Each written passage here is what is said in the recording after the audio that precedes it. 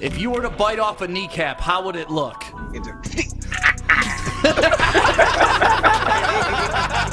Woodward Sports, let's go.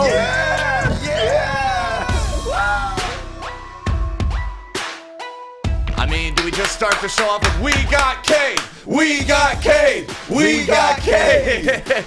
Oh, what a fun night last night for Detroit. Welcome to the Morning Woodward Show, live on the Woodward Sports Network, Detroit's all-digital sports network. Thank you guys for waking up with us and watching the show on YouTube, Twitter, Twitch, and Facebook. We appreciate all the comments, all the likes, everything that you do for us. And you know what we appreciate? We appreciate this guy right here. Cade Cunningham. The Cade Crusader is in Gotham City, baby. Man. We're ready to do this. This t-shirt's available right now. Where can they get it, Joey? They can get it at store.woodwardsports.com, and they were going through the roof yesterday. Oh, we brought some to Imagine Theaters in Royal Oak for the broadcast, and they just were flying off the shelves out there. Yeah, people love the Cade Crusader shirt. We also got Motorcade up there, so a whole bunch of stuff for you to check out in our shop right now. Celebrating the first time. Huh? Who's that? Oh. I'm the solar guy. Oh, we got a special guest today. Right, special guest host today. So, yeah, let me do the introductions. I just got so excited about Cade, man. I forgot to introduce everybody that's Should on the I dance. leave and invite him? Can we do that? Yeah. Okay. Yeah. That was actually in the plans. No offense. I like you and it's cool. everything. It's Yeah, cool. so Cade was supposed to be the co-host today, Yeah, but we that's had a right. panic, so we were like, you know what, Jason, you want to come There on you through go. today? I was on backup. So my name is Stick. To my right this morning, this is Jason Waller from Power Solar, and you have pretty much taken over Michigan. I see you all over pretty much everywhere doing your thing, on stage, singing with a choir. Billboards all throughout the city. And now you get to hang out and talk some sports with us this morning. Thanks for stopping by, No, man. thanks for having me. I'm a huge Detroit everything fan. I love Woodward Sports, love the channel, love the content you guys are putting out. And I'm excited we got Cade. That's a game changer. That's what it's about, changing the game. We need a face for the franchise. I'm pretty excited. Yeah, we are too, man. And Detroit was excited last night. Our social media was absolutely going insane. And Cade did something very special for the city. And we're going to get into all that. But Joey is to my left this morning. And then, of course, we That's have... the only intro I get. You hype Jason up like crazy, and You then you don't just do hit me with anything, the, though. oh, This it's guy's the Joey man. here. You It's just just woke Joey up, you here. said. So what's there to talk about? I feel good. Listen, it was a rough day yesterday. It was a long-ass day. Here we go. Joey actually made it in on time I today. know. Okay. Yeah. Thank you so much. We have Alex in producer land. Jeff is handling all the social medias. Our Piston insider, Andrew Jonah, is here. We're going to talk more about the draft party last night and some other things that happened. And, you know, we got some pretty good second-round picks, too. And then, of course, the one, the only, Fish is in the sound booth. Fish, you ready for the weekend, baby? Well, I got to turn my camera on first. Well, okay. Fish is in the sound booth. You know, he works on sound, not visuals, so we'll get to that. But Fish's parents were with us last night for the draft party. I love Judy and the whole fam so much, man. They're just great. Every time they walk in, they make me smile. I called her Mrs. Fish, and she's like, my name's Judy. I was like, oh, sorry, Mrs. Fish. So, no disrespect, Mrs. Fish. Judy. Okay, my camera's now on. Now you can talk. There to me. he is. That's that beautiful face Did that you we call need to Pops see. Mr. Fish? Of course. Of course I called him Mr. and Mrs. Fish. But let's talk about the number one thing going on in Detroit. The number one thing, I hear he's going to be in town today, maybe at the Tigers game tonight, throwing out the first pitch. But Cade Cunningham is here, and let's actually just get right to it. Let's play the video of when it was announced that he was the number one overall pick to the Detroit Pistons. With the first pick in the 2021 NBA draft, the Detroit Pistons select Cade Cunningham from Oklahoma State University.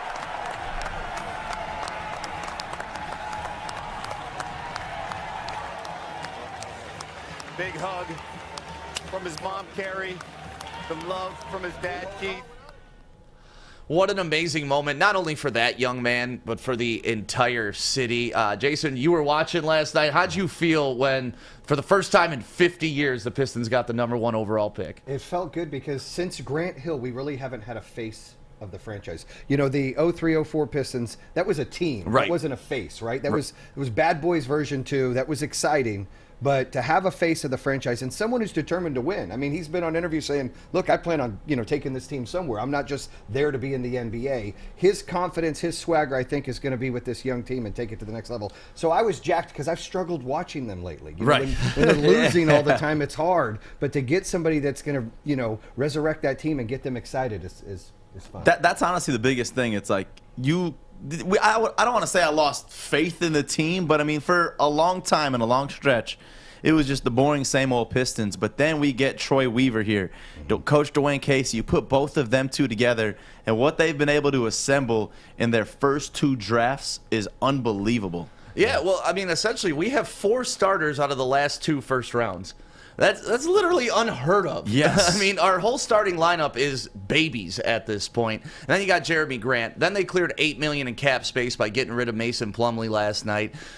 And we have a ton of cap space going into next year. So, we were talking at the draft party last night, like, Killian is your starting point guard. You got Cade at 2. You got Sadiq Bey at 3. Jeremy Grant at 4. Isaiah Stewart at 5.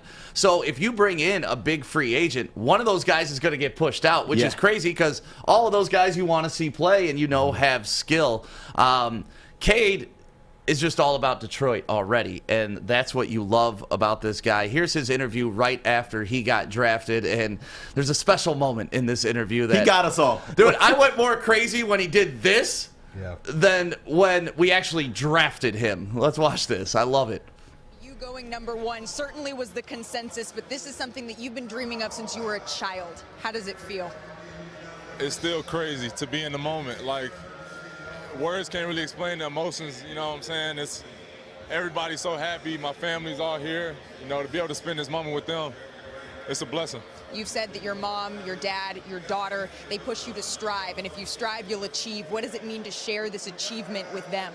I mean, it means everything. Like, I know my name was the first name called, but, I didn't do this by myself. I feel like I have a number 1 pick family, honestly. I have a blessed supporting system. I can't even talk right now. I got so many emotions going on. I'm just so happy to be here, and I'm ready to see what I can do in the next level. You achieved a dream tonight, and you're getting to share it with your daughter, Riley. What do you want that to model for her? I just want to show her what hard work does.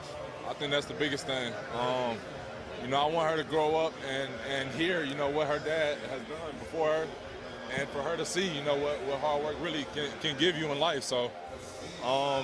She's my biggest motivation.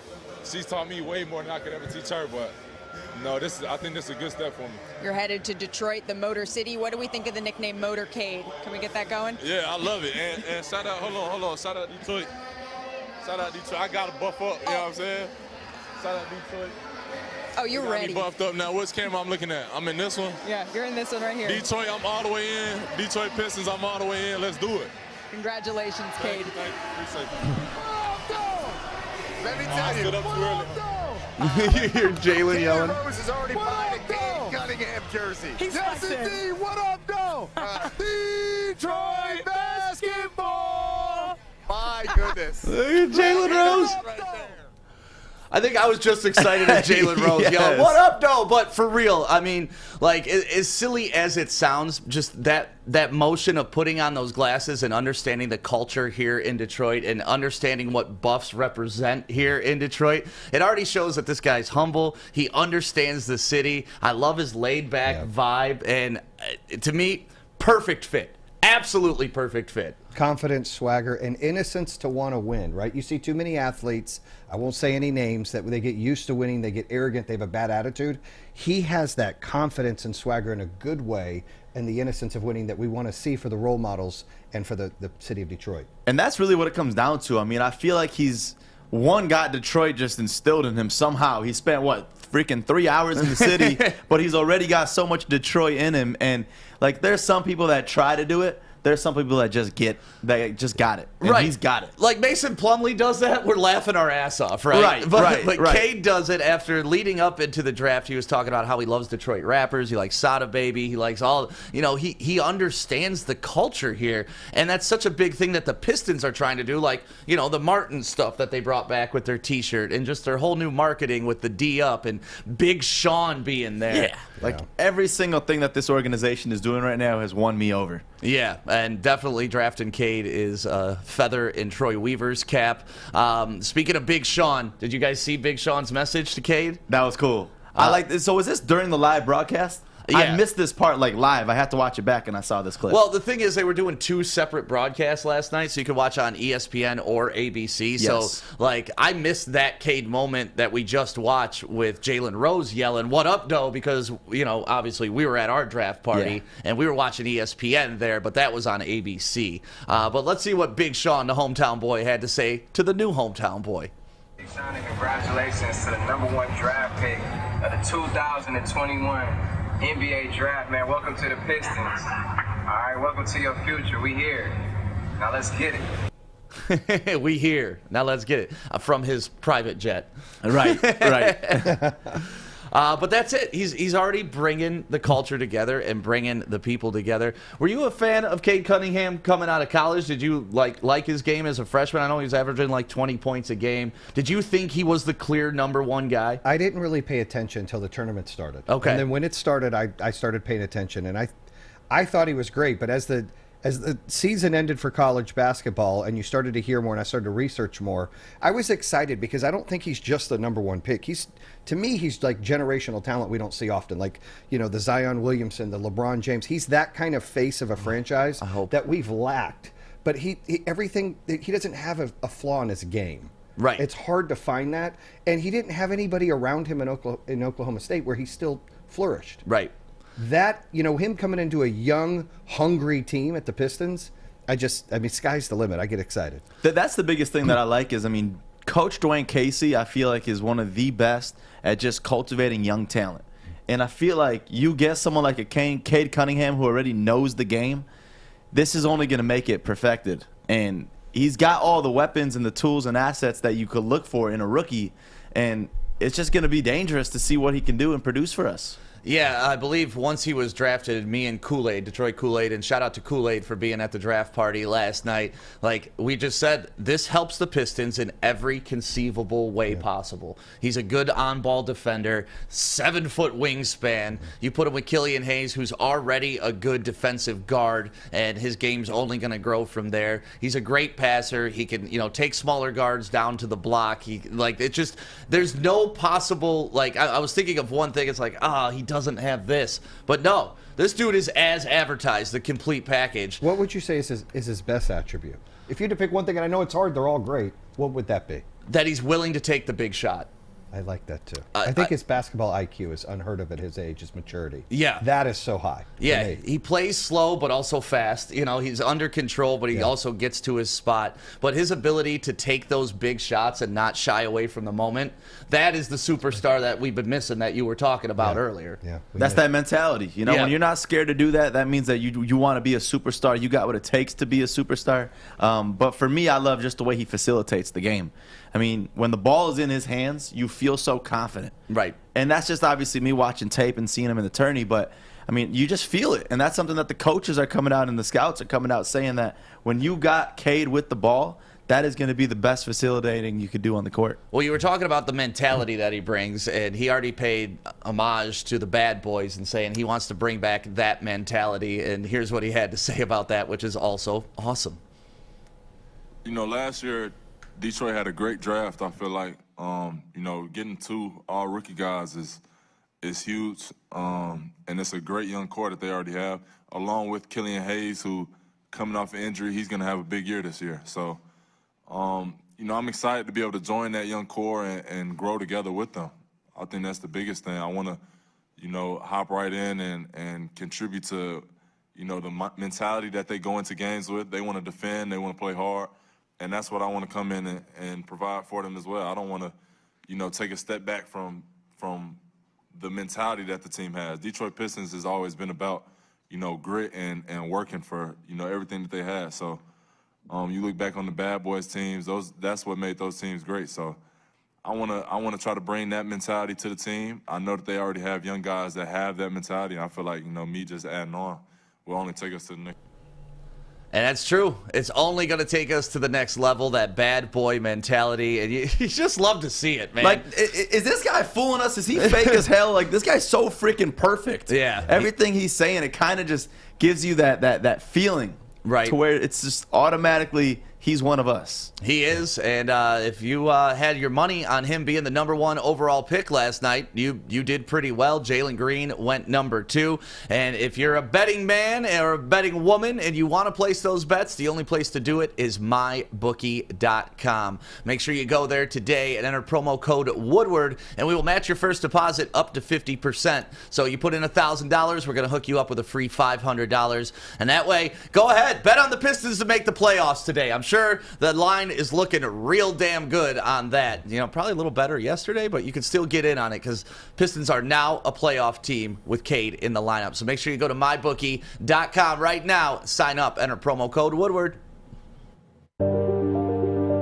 I'm looking to bring on another HVAC tech right now. We are recruiting 5 to 10 techs a month. We're looking to grow and expand. Every new tech we hire is from Northwestern Tech. The hands-on training is fantastic. They're always my first call. We love hiring Northwestern Tech grads. They come out trained and ready to work. Our program is only 10.5 months, and our next classes are starting soon. So why wait? I'm looking to hire a graduate of Northwestern Tech. Northwestern Tech. Northwestern Tech.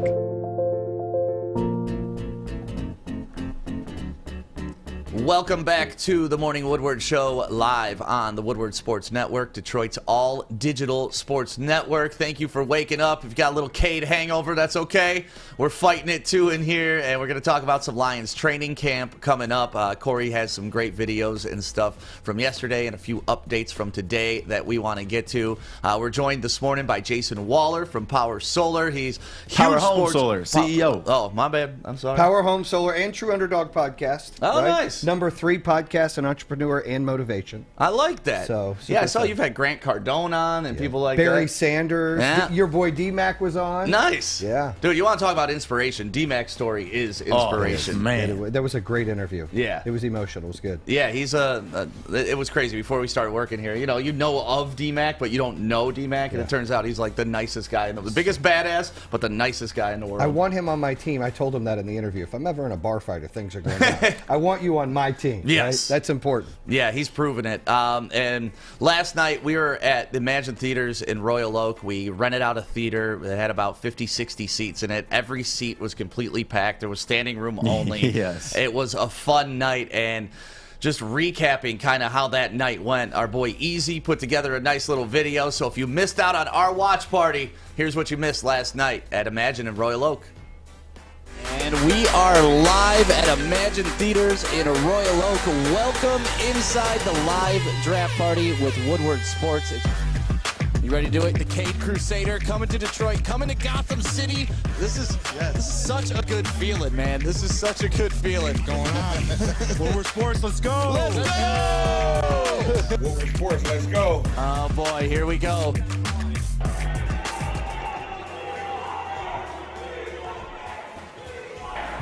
With the first pick in the 2021 NBA Draft, the Detroit Pistons select Cade Cunningham. Cade Cunningham. Cade Cunningham. Yeah! Let's go, baby! Let's go, baby! We got Cade! We got Cade! We got Cade! We got Cade! We got Cade! Oh my goodness! Man, yo, this is a wonderful feeling. It's finally official. No more trade rumors. No more like, the Pistons gonna take somebody else. Official till it's official. And of course, they'll make the walk. Big sign and congratulations to the #1 draft pick of the 2021 NBA Draft, man. Welcome to the Pistons. Now let's get it. The Motorcade. Come on, close. Come on. Let's go! They're talking about Cade right now, his prospect.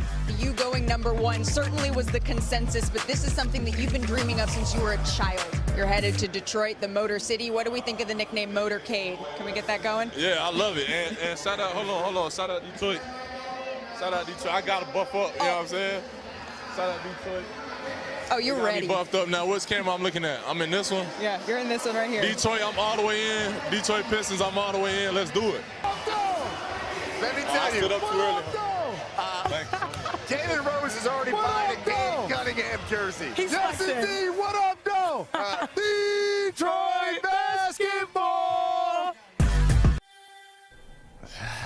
So good, man, and such a fun event. Got Shout me out going. to 8 Mile Vodka for helping us with that event last night at Imagine in Royal Oak.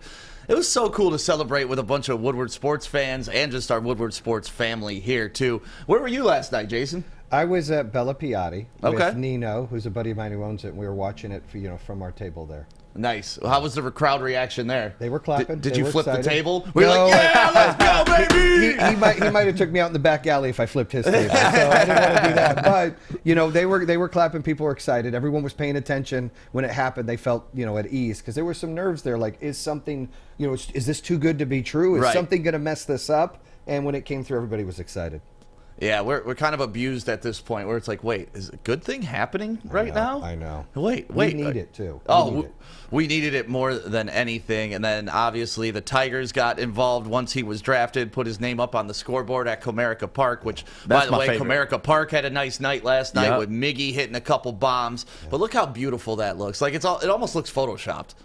That is beautiful. Oh man, that's amazing. Like that's what I love too. Especially, when Cade came to Detroit, all we really saw was him hanging out at Comerica Park, and obviously this is going to be the thing where they got to get that Cade jersey now and send it to him and get him an official invite. If you're saying that tonight he'll be there for the Friday game, we'll see. Yeah, I know he's flying into Detroit today, and I don't know if they're going to take him to the game tonight or over the weekend, but, this is a cool part. This is like kind of the momentum that the city's picking up right now. We get the #1 overall pick with Cade. He's coming into town. Miggy's on the cusp of hitting 500 home runs. Like, this is the buzz that sports are supposed to provide you and the happiness that they're supposed to provide you. We've been in the doldrums for so long that these moments have been few and far between, and it just feels like they keep coming right now. And the Tigers have been hot since the All-Star game, too. Yeah.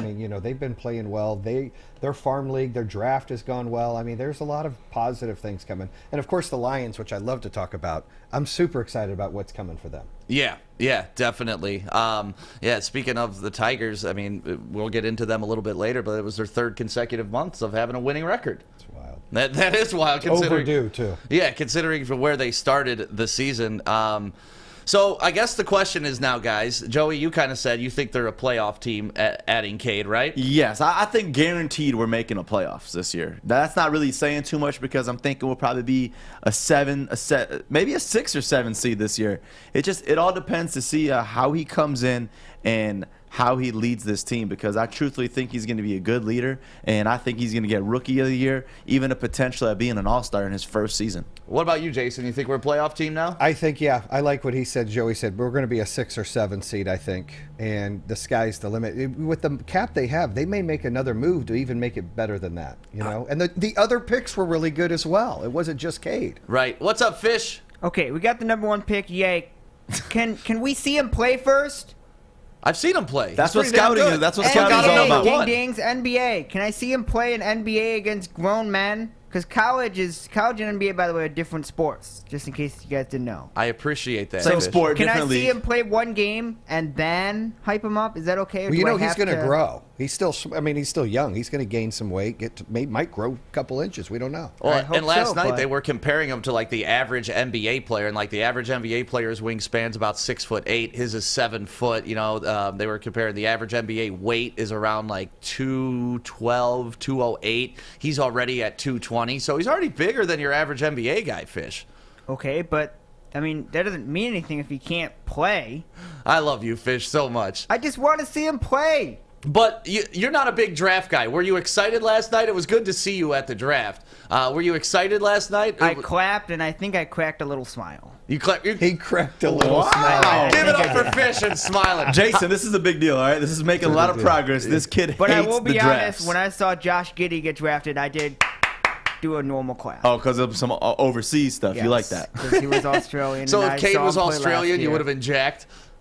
Not jacked. I would have done the same thing as I did for Cade, which is clap and maybe smile a little. Right. Well, Jeff, we haven't heard from you this morning at all, and you were at the draft party last night. How did you respond to everything, and what did you think when we drafted Cade? I was beyond excited. Obviously, it was an easy pick, but like I told a couple of my buddies previously, I already felt like he was a Piston before the draft even started. That's just how it was. He was the consensus #1.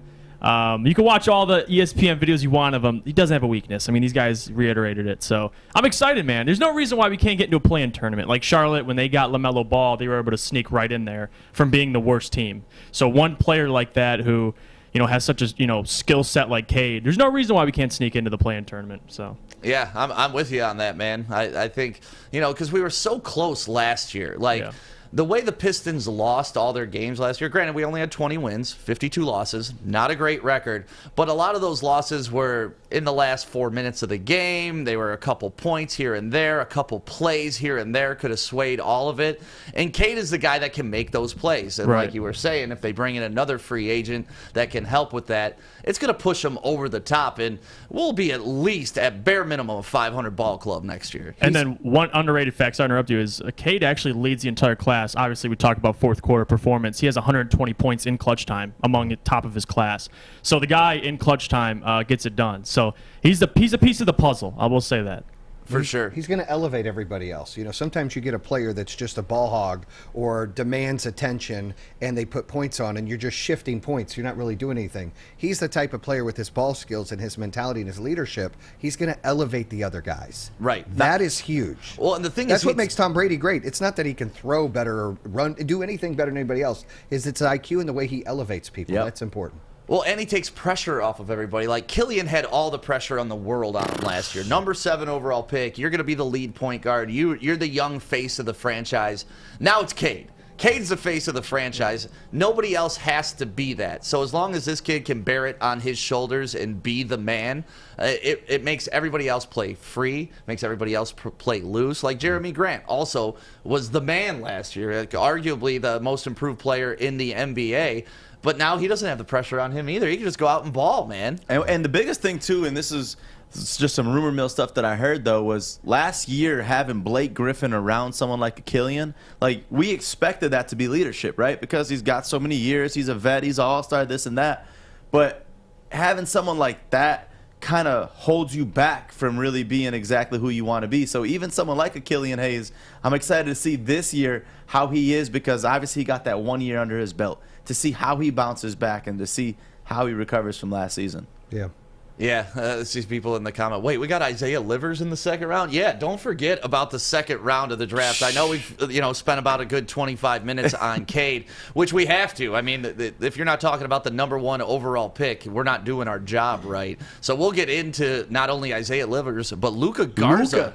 Like, Luka Garza's no joke, too, and we'll talk about him coming up. But I really wanted to keep this first part about Detroit, about Cade, and about how the city responded. And, Joey, you went to a couple Pistons games this year during COVID. Very strange. Nobody in the stands. What do you think LCA is going to be like this year? I mean, sitting in that chair last week, we had Coach Dwayne Casey himself here to tell us a little inside information about the team and the organization. And he said when we got that number 1 pick that there was $400,000 of sales. $400,000 in ticket sales. So imagine now what those sales are looking like. Yeah, I would love to see how many tickets they sold last night. Oh, like, I'm just excited. I feel like this is going to be the first time in history that Little Caesars Arena will be packed.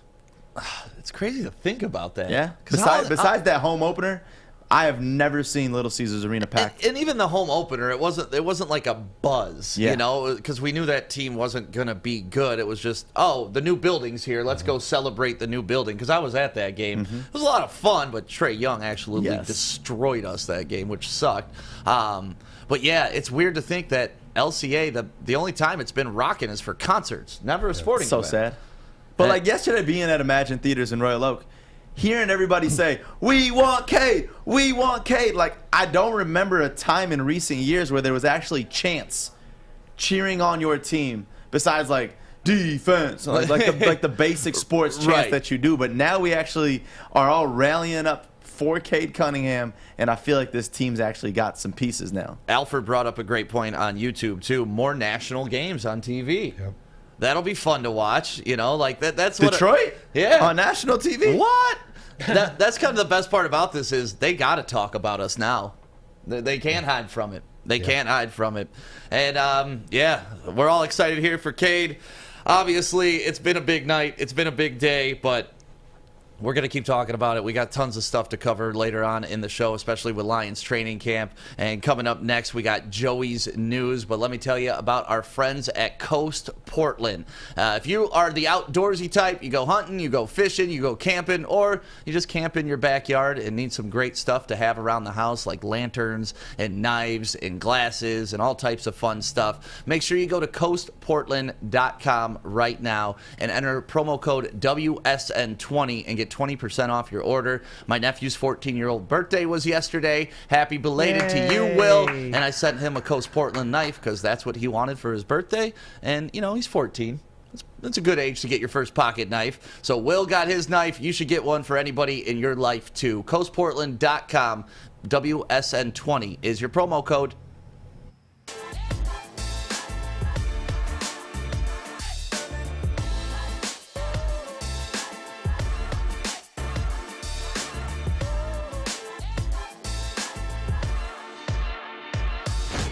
Good morning, everyone. Extra, read all about it. Let's get into Joey's news. Let's go. Yesterday at 1:37 p.m. Hold on. We got to acknowledge what Fish just did. What do you do? Fish just hushed you before you got up. What do you mean? What did you say to him, Fish? He was talking Uh-huh. with, I don't know, 5 seconds left, and I want him to quiet down before he gets on the air. Oh, my bad, Fish. Because whenever you guys talk, for some reason, I get blamed for it. Yeah, that's your job. You know, you're supposed to make sure the mics are muted until we It's stop. also your job to not talk when I think your he's gonna segment come comes through that up. glass and get you if you don't stop. Oh, he will. So- Yeah, he will. He's got a blade over there too, so he possibly No, could we shake took, him. we took the razor from him. Oh, we Yeah, did. I have not seen a razor in like 3 months, so Yeah. progress. Yeah, progress. Yeah, we upgraded. We got Coast knives now. Let's get into Joey's news. Let's go, So baby. yesterday at 1:37, Woj's annoying ass broke the news, and I was obviously pissed if you follow me on social media because I don't like when they leak this news early. 1:37, he goes out saying that Pistons are going to take Cade in the first pick if they do not trade, which we all knew, but that's what I like watching the draft for. But in other news, Isaiah Livers no longer leaving Michigan because he is going to stay here in Detroit, drafted with the 2nd pick for the Detroit Pistons. And then Luka Garza. Man, if this dude can work on his defense, I honestly feel like he could be a Bill Laimbeer type player. I mean, he's built like Bill Laimbeer. For sure. But I like the way we did this because in the beginning we were all like, wait, Mason Plumlee, why are we giving up a better pick to go back? That was weird. We gave up Mason Plumlee in the 37 for the 57. Wait, when I read it, I was like, "What? Am I reading this right? We're giving up a guy and a pick to trade down? That makes no sense." But then you think about the salary cap implications, and it makes sense. Right, like Jason was talking about earlier with the whole salary and what this does to free us up to hopefully go out and get something else. But I mean, a Luka kind of could take the place for a Mason Plumlee. Yeah, I could see that. And, you know, Isaiah Livers' story is absolutely awesome. Played at Kalamazoo for high school, went to Michigan and Ann Arbor, and now he's going to be in Detroit. Dude has just worked his way across the state to become a professional. Yeah, like yesterday, our whole event was brought to you by 8 Mile Vodka, and their slogan is Born in Detroit. This guy just gets it. Yeah, know? he's a Michigan man. That's got to be cool. Like, you think of yourself in a professional career, to say that you've worked your entire career like I have in Detroit, I was like, oh, that's so cool. It doesn't really happen like that. But to be a professional athlete, you have the opportunity to get drafted of one of these 32 teams, and you just don't know where you're going. Right. It's crazy. And you just hope it's not Cleveland. You're just like hoping and praying it's not Cleveland. And the steal of the draft, in my opinion, is the Hornets getting James Bouknight with the number 11 pick in the draft. Him and LaMelo in the backcourt. It's about to be a show, y'all. Yeah, that's the thing. Like, Bouknight, when this whole draft process started, and Andrew Jonah kind of brought this up yesterday, like, he was around 15, 16, but then he caught fire over the past couple, like, weeks, and he moved on into some people's top 5 even, you know, top 10. And for him to fall outside the top 10, I was very shocked when I saw that. Yeah, I was too. This is another awesome clip right here. Cam Thomas rocking a Mamba Mentality draft day jacket. I like it. So cool. Like, yeah, this is going to be one that lives on forever. There will always be some type of Kobe tribute. Man, now I feel lame. I don't got anything on the inside of mine. Yeah. You ever had that, Jason? I feel like you would do that. Got swagger. You ever like deck out the inside of the sports so coat? a true story. I have True Underdog logos inside of some of them. Power Home logos, different kinds of things that pop to go with the pocket square, the socks, or the shoes. But I use a great local, tailor that hooks me up pretty good. That's awesome. Yeah. Where does the True Underdog come from? So I didn't graduate high school. I didn't go to college. I opened up 3 companies from the ground up. The first 2 were multi-million-dollar businesses. Then Power Home Solar, I almost lost everything. I doubled down on it, sold my house, put all the money back into it. Didn't get paid for 22 months. Now we're on pace to do $1 billion in sales. We got 2,000 employees. We're in 15 states, and our whole message is own your power, right? Don't rent your power, own your power. Control your energy bill, control not being left in the dark. Well, I use that to write a book and to do a podcast, True Underdog, which allows you to own your power and talk about overcoming adversity or things in your way. I lived in a trailer park. I didn't have a lot, right? Right. But I don't use it as an excuse. I use it as motivation. Right. Had a kid at 17 years old. That was motivation. I had to grow up fast. So, that's what the whole podcast is about. It's about bringing people on there that had stories where people can relate to them and go, you know what, I'm going through something like that. Maybe I can do better in my life. Maybe I got to wake up and, go out and kick some ass. Quit sitting back and being, oh, I'm scared to do this. People got to take risks and people got to take leaps. Yeah, I love it. Yeah. I love everything about that statement. And congratulations on everything that you've accomplished. $1 billion in sales ain't too bad. Yeah, not too shabby. It's all right. Yeah. My favorite is he's telling me, he's like, yeah, by the way, I'm also writing a book. He says all of that, and he's like,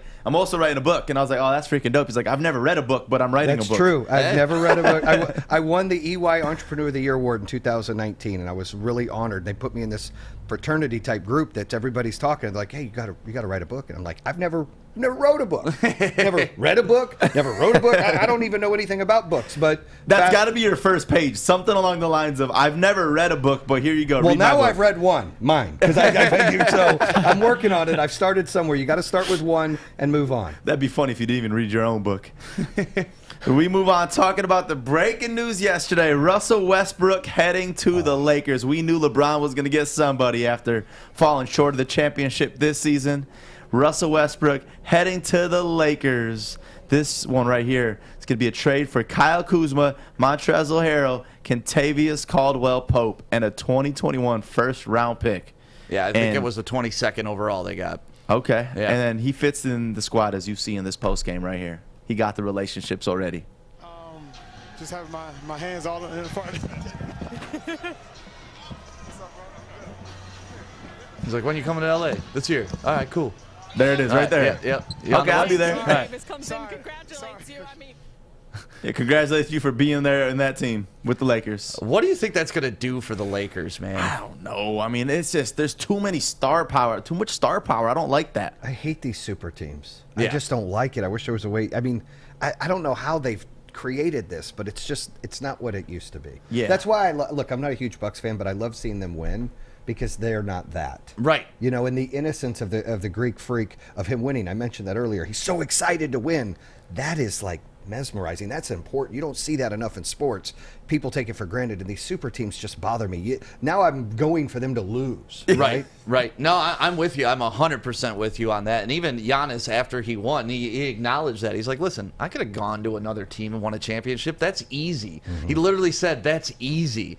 That's easy. Like the way he says it, I love it. It's easy. But they did it the hard way. They did it the right way. And that's what I loved about this year's playoffs in the NBA. It wasn't a bunch of super teams. Like the Suns were not a super team. They were a really good unit as a team, and that's what propelled them there. And I'm hoping we're getting away from these 2-3 star teams. And I really like the idea of one superstar and the supporting cast spread out across the entire league and just a little more balance. Well, you're saying you're hoping it'll get better, but last night it didn't get better. No, we added another one. Right. Literally another one, as if LeBron needed them all in the more West, help. right? Like try to keep as many as you can in the West. We'll be okay. Yeah.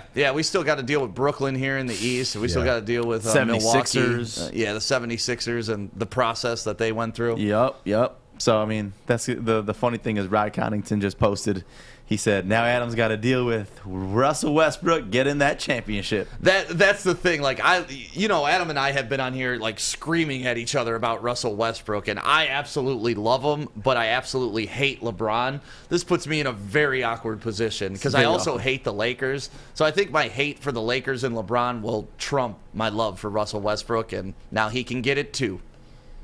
And we move on to talk about the Dodgers finalizing a deal with Max Scherzer and Trey Turner in exchange for 4 prospects. Wow. And the crazy thing with Max Scherzer is since joining the Nationals in 2015, he has recorded more strikeouts than any other MLB pitcher. So he's on fire, to say the least. I still can't believe we didn't win a World Series when we had all those horses in our pitching staff. Yeah, and that was the time. And now we look at it and it's like, all right, well. Think about it. David Price, Rick Porcello, Scherzer, Verlander. Just unbelievable. Couldn't get it done. Just couldn't get it done. That bullpen just couldn't get it done. And the Tigers, since we mentioned them, 3rd winning month in a row, as you mentioned earlier, Stick, now 49-55. Beat the Orioles 6-2 yesterday. Love it. Absolutely love it. And the New York Yankees acquiring Anthony Rizzo from the Cubs. There was a lot of baseball news yesterday, I feel like. Yeah, the trade deadline's coming up, and there's buyers and there's sellers, and the Yankees got Rizzo, and who else? They're trying to close on somebody else too, but it's weird. They're 5 games out, and they're buyers. The Yankees didn't they just get Joey Gallo too? Gallo, that was the guy I was thinking of. Yeah, the Yankees are just weird. If we're 5 games out and we're buying, I would look at our GM Al Avila and be like, "What are you doing?" Yeah. But the Yankees are like, "No, we're going for it every year. We're spending that money." And obviously, the Yankees have had success. Sometimes it works, sometimes it doesn't. Baseball's such a sport that so many things just change. I think it's based on the environment, not like in the locker room. Things change, or not in the locker room, in the dugout, or whatever. Things just start to change with people getting injured, people coming up, people going down. It's hard to stay consistent in baseball. Us starting bad and then 3 winning months in a row. Because it's the longest season. How many games is it? 162 games. Yeah. I told my son that. He doesn't watch a lot of baseball, and he's like, do they get paid like triple what they do in football? And I said, no, they don't. No, they don't. That's actually a good point. Yeah. I mean, well, I guess then that's less practice because they're just playing games. That's what I sold instead. him on. I said, look, they're not practicing all week to play 1 football game. Right. I got a game today, I got a game tomorrow, I got a game the next day, and they have like 30 minutes of batting practice beforehand. Yeah, it's a grind. I mean, that season is a grind. Would you say baseball's the hardest sport for that reason? Because obviously what you put in for a practice towards what you put in for a game, I mean, you're going twice, triple as hard. I think it's harder on your family. Yeah. You're constantly on the road. Yeah. Like, at least here, they get to return home and practice in Allen Park for the week and then fly out to where they're at for the weekend and then return. Yeah, that's tough. It's a grind, man. It is a grind. Hopefully we continue this grind on this, saving this season for the Tigers, now 49-55. And Randall Cobb, after the Texans traded him back to the Packers. I love this and what he said. That's nothing against Houston. Green Bay is like a Fortune 500 company, and the Texans are a new franchise. They're a startup. Hey, nothing wrong with being a startup. Nothing wrong with it. But when it's an NFL team that isn't a startup, there's something wrong with it. The Texans are a disaster, and we still lost to them last year. Selfishly, I did not want Rodgers to go back. Praying. And then he threw. But I like that he was honest and threw his feelings out there in his interview. I admire him for that. He didn't back down. He said the problems. I still think that they're going to have some issues in that locker room. But yeah, my biggest thing, Jason, is I just don't respect the man that can do that to his team. You know, not showing up to training camp and doing this and that. Like, be vocal. But I respect it. I respect that he comes out and tells the reasons why, because a lot of people would have acted like that and then hid from the reasons why. He came out and said, here's why I did this. I didn't like how they treated players leaving. I didn't like how they didn't involve me in recruiting. I mean, he was honest about it. I respect that. He's one of the top 5 I don't like. Like, there's people I'm like, if I ever meet that guy, I'd like to cold cock that guy. He's in the top 5. I love that. Right? But I admire that he at least owned his stuff when he got on the interview. He said, this is the reasons why. A lot of people don't do that. Yeah, but I mean, after months of silent and doing that to your team, I mean, I can't respect the man that does that. And then he walks into practice with his slick back hair, his goofy sunglasses, his office T-shirt.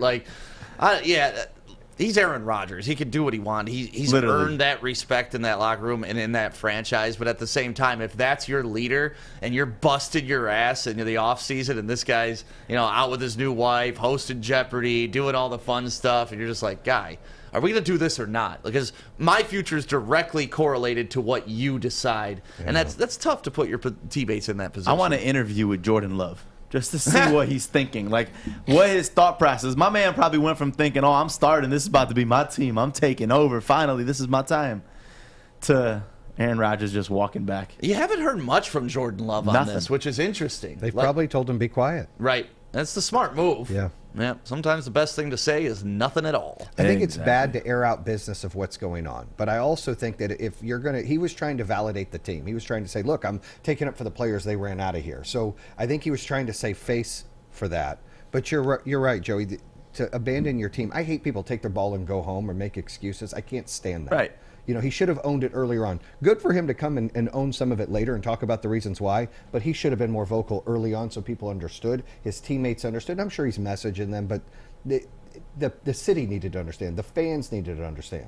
You know, the NFL needed to understand. And it ain't like it's like a kicker of the team that's just not showing up, and it's not going to really affect the By the whole way, my dynamics. best friend's Matt Prater. You can't say a kicker doesn't do that. Kickers change the game, They baby. changed They change the game. Listen, I mean, we look at kickers in Detroit. I mean, freaking Jason Hansen is the highest scoring Lion of all time. So Yeah. I know the importance of a kicker, but I'm just saying a kicker not showing up, you could always get someone to just replace it. As long as he's got a good foot and he can make some field goals, he's going to be straight. But a quarterback is the one that assembles the entire team, brings everybody together. Like, what does that cause for a locker room that your quarterback isn't even showing up to practices? We'll find out this year, and hopefully it causes a lot of dissension, a lot of drama, the team falling apart, and Aaron Rodgers quitting. That's what I'm hoping for. That'd be great. He just walked off the field one day. Wouldn't that be fantastic? Yeah. Versus us, too. That'd be even better. Versus us. He just gets upset that the defense got him a few times. He gets pissed. He walks out. That'd be great. That'd be amazing. It won't happen, though. But And lastly, some Art of Combat news here regarding UFC 265. Amanda Nunes has tested positive. So her bantamweight title fight against Juliana Pena that was set for August 7th will be rescheduled. So For COVID, she tested positive? Yep, tested positive. That'll do it. COVID-19. So that's going to be craziness right there. And now I just want to give a quick little shout out to my people at Bridge Street Exchange, downtown Fenton, because one, love supporting local businesses. I always rep Carhartt, and they got the badass Carhartt room in the back there. They're located in downtown Fenton, or if that's too far for you, just go to Somerset Collection. They got a shop in there as well. Use the code word WSN if you shop online at bridgestreetexchange.com and take 15% off your entire order. Tony is a third-generation logger that has a simple, practical approach to life and work. That's why his Coast DX342 knife is perfect for him. The stainless steel blade is rust-resistant and made for all-weather use. And the double roll-lock safety ensures that it will never inadvertently close when he doesn't want it to. That's why Coast is trusted tough.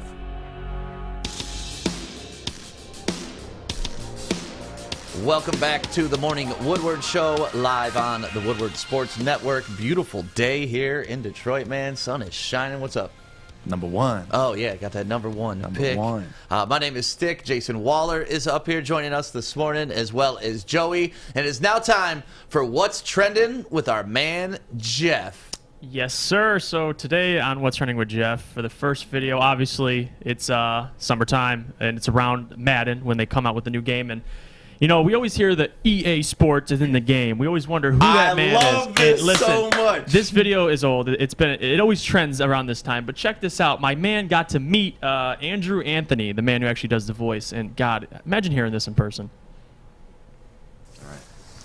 EA Sports. It's in the game. It's not bad. How about this? EA Sports. It's in the game. That is just ridiculous. That's honestly my favorite video ever. Like it's kind of like when people meet the Siri chick or whoever, like these voiceover people are, and they do what they do. You just close your eyes and you look, and it's like, damn, that's crazy. I don't want to know where he met him at. Like, where do you walk into the dude of EA Sports? But you might obviously hear his voice. That's number one. It stands out. But like other than that, you're like, I'm getting a video with the man. We got to get an EA Sports in the game. That's what I would do too. That's so cool. Yeah, when I used to work for this old radio station here in Detroit, it was called 93.1 DRQ. It was a top 40 station. We had this guy, Chris Corley, who was our voiceover guy, and he had this big, bassy, beautiful voice, and like the big top of the hour thing that would run every hour on the hour. It was like beaming the boom from high atop the Fisher Building.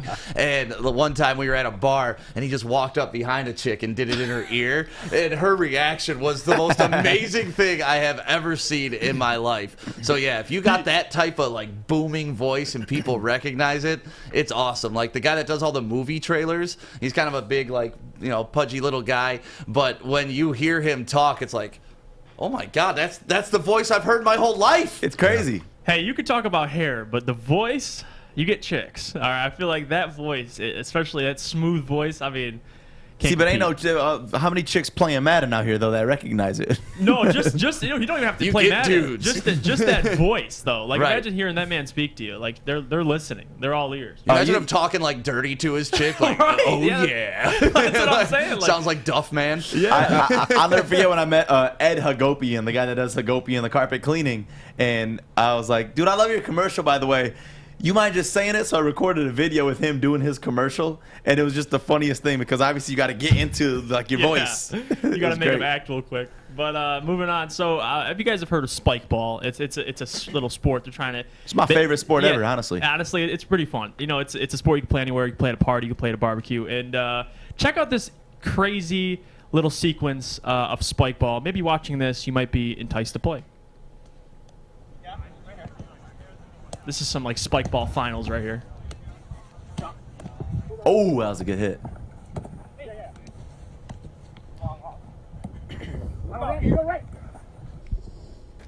Oh my God.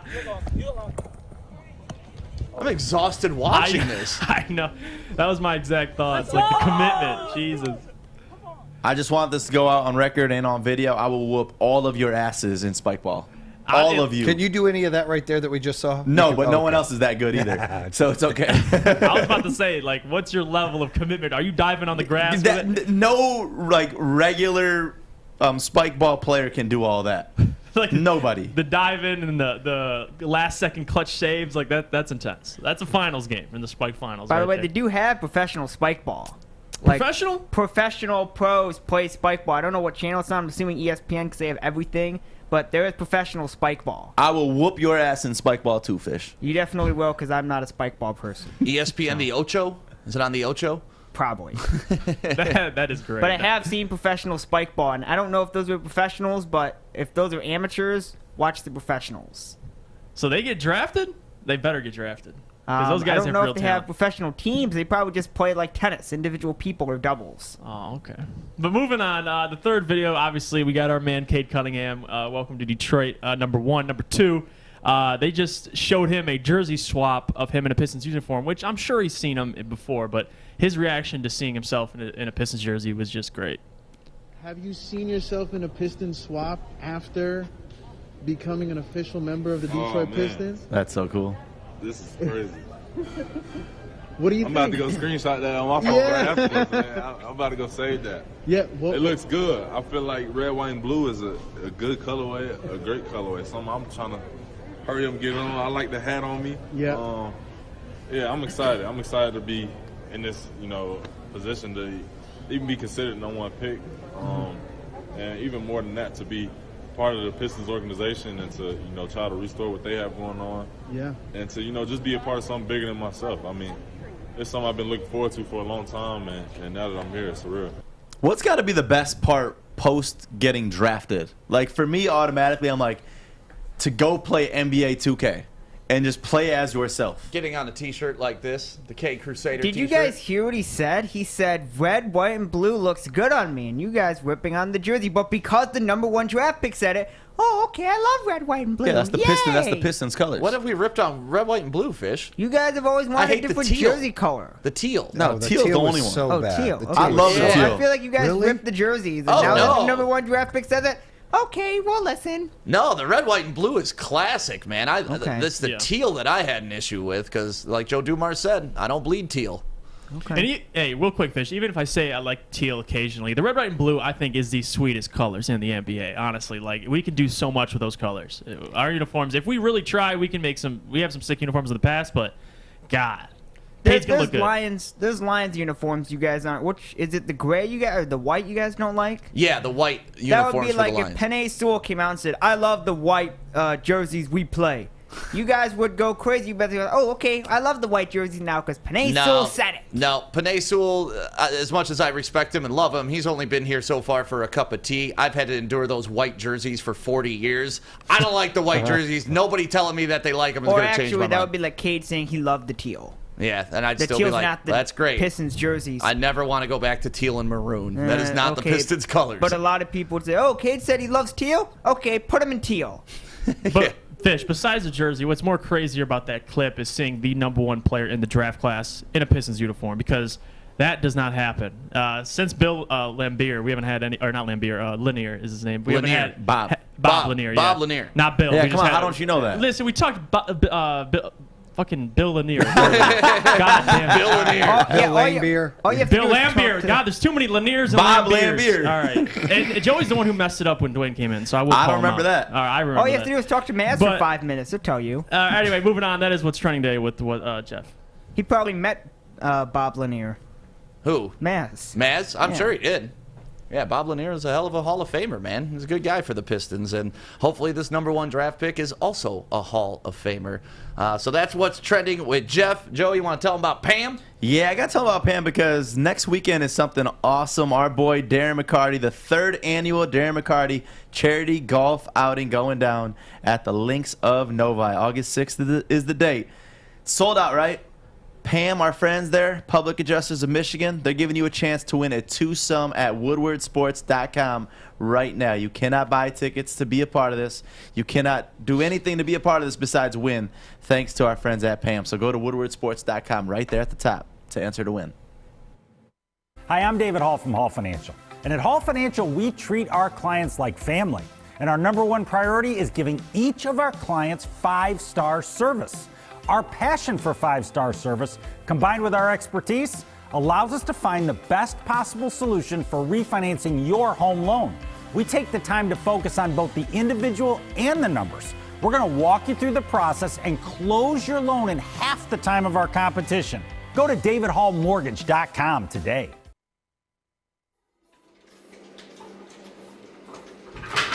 Morning, Art. Morning, D-Mac.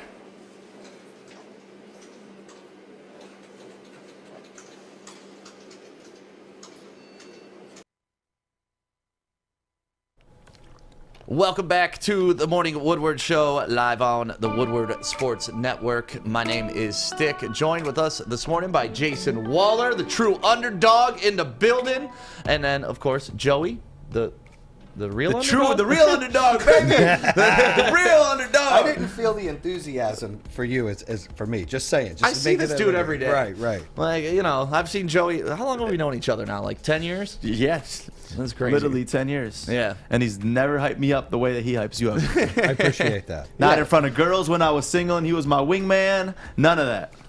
Dude, so... No, you did. You used to. Oh, yeah. I used to try to help Joey, and I would, like, feed him chicks all the time because I'd be hosting the club. You know, I'm married, so I have no use for the side hoes. And I would always just introduce him to Joey. And for the longest time, I would make fun of Joey because he could never close. Not a closer, huh? No. If I had for closers, you're drinking coffee. What's the deal? I ain't got Put no coffee. the coffee down. That's going to be my podcast name. That's right. No, but for a while, for a joke, I used to call him Joey Nathan. Remember we had Joe Nathan, the pitcher for the Tigers that couldn't close either? And that's he was Joey Nathan to me for a while. But now he's getting married next month. And what are you getting married? In like 30 days? Literally less than. Less than. Are you nervous? Nah. I mean, things change a little bit. Not a lot, but a little bit. That's the thing. It's just, it's weird that like now you got to care about someone else's schedule and you got to care about all that, you know? It's like, I got to care about somebody else. That was the biggest adjustment, you know? It's like tonight I got to go to a wedding. Dude, how many weddings are you going to? I feel like every weekend you're at a wedding. Say that again so my fiance could understand. How many weddings are you going to drag this poor man to? Is it all her friends or is it your friends? Yeah, I mean, like, I know them, and I'm not going to dog them and say, oh, I don't want to be at their wedding, but let's be real. I don't want to be at all these weddings. Well, now you know how people showing up to your wedding feel. Yes. Yes. But, like, that's the thing. Like, a couple people are texting me, yeah, well, I got this, and yesterday, obviously, I sent you the screenshot of one of our boys that messed up and sent me a text that he wanted to send to his wife about not wanting to come to my wedding, saying, I got invited. We're going to be in town. What do you want to do? Have you ever done that, sent the message to the wrong person? 'Cause I'll show I've you done a that video before. after. Yeah. I got a good video of how I trolled somebody by the name of Tina. I'll Ooh, show that you. was a good video. Yeah, but have you ever done it? No. Yeah. No. Have you? I've accidentally sent the message to somebody I might have been talking shit about. Oh. Man, then I'm backpedaling. Wait. So that's been an accident before. Were you able to smooth that out? I or was, okay. but I owned it. But it was like something I was aggravated about. What- And I went to message somebody else. Was it accidentally Kelly Stafford by chance? It wasn't. Speaking of Kelly Stafford, That's honestly, this is like the big reason of how we get to know Jason Waller, who is the CEO of Power Home Solar, on a personal level. Because how long ago was it you started following us? A couple months ago. So a couple months ago, and then there was one post about Matthew Stafford. it was like 2 weeks ago. Yeah. Where And you commented that he never won on any level, high school, college, professional. Yeah. And Kelly retorted and boy. kind of came at you a little bit. She did. She told me this solar guy needs to stay in his lane, and I know them. We've hung out at some places where they are, and she worked out at the same gym, so we knew each other. We were very kind to each other. Been to some parties together. But I'm a fan. He's a great person. He's got great talent. But I still stand behind he's our version of Jeff George. Jeff George had tons of talent, just never really executed to win. Yep. And so I feel like there was no leadership skills there. I went on information I thought I had that he's never won anywhere, not middle school, not high school, not college, not pro. I was corrected later. He did win, and his high school best friend messaged later like, we won in our high school. So Clayton Kershaw? no, it wasn't that one because he played baseball. It was another guy said that they won in high school. But like the fact that that's your argument, you can say, oh, well, I won in high school. That's like, come on. Like, that's not a So valid people make argument. the excuse. I get upset. I'm going to use this as an example. The quarterback for the Minnesota Vikings. It's what's his name? Kirk Cousins. Kirk Cousins. Michigan I'm going to State? use this. Or Mond. Okay, so we're going to use Cousins here as an example. When everyone says that when Stafford played here, he's struggling. Why did we pay him so much? He doesn't win. Everybody, the media, everybody was on top of him. He's not that great. He's overpaid. He's an average quarterback at best. You're Phil Simms. You're all these interviews of people bashing Stafford. The moment we trade him, the moment we trade him, this is a true story. When I saw the trade, I thought we got rid of Stafford and 2 first rounds and a 3rd round. I thought it was the other way around. I go, our future's done. This is bullshit. Then I read it again and I said, oh, we're getting these picks. Oh, my goodness, we just stole something. Wow, right? Brad Holmes is a genius. But then everybody was showing all the great clips of Stafford and how he's, they even showed the Cleveland game where, it was 10 years ago. Yep. Yeah, Mike and all Duff these with things, it. and he's the best ever, right? Yep. I said, how do they change so fast? And then Kirk Cousins reminded me. So you go to 2018 when he went to the Vikings and left Washington. Everybody said, Vikings are Super Bowl contenders. I'm still waiting. Right. Like, what happened? That didn't really help much, and that's what this reminds me of. And we had a decent O-line. It's not the best, but it was equal to the Rams. You can't say our receiving core we had Kenny Galladay, right? We had Marvin Jones, T.J. Hawkinson. Our receiving core was better than theirs. So where is this going to change? Their running backs out. They have a way better defense to be determined. Right. But look, he wasn't a leader. When Dom left, that team lost leadership in that locker room. That's a fact. I've got friends on the team. That's a fact. They didn't have a vocal leader. I think they got Brockers. I think they got leaders now. Yep. I think Goff has a chip on his shoulder and something to prove, which is what excites me. When you get a young kid who's been to 2 Pro Bowls and a Super Bowl and has a chip on his shoulder, that's dangerous. And won a playoff game injured last year. Right. But they're going to sit here and say Matthew Stafford's the real winner of the 2 quarterbacks. Come on. But have you and Kelly settled things in DMs? I don't think she's talking to me anymore. I think she's upset. And, Sam Martin's a good friend of theirs. And he, Welcome to the team. Yeah. And he That's said, all I could say. He got a little fired up with me, but then he's like, I get it. And she should have stayed in her lane, right? Nothing against that, but she should, she's raising kids and doing other things. If he's not going to be vocal about it, she shouldn't. The fact that she responded was great. That's not right. Da-da-da-da. Well, he has the worst record versus winning teams, I think, of any starting quarterback that's played as many games as he has. I'm not trying to knock him as a person. He's a great person for Detroit. I'm not trying to knock his talent. He's one of the most talented people we'll probably ever see. But he doesn't win. Right. There's something to be said about somebody who just doesn't win. That's a problem.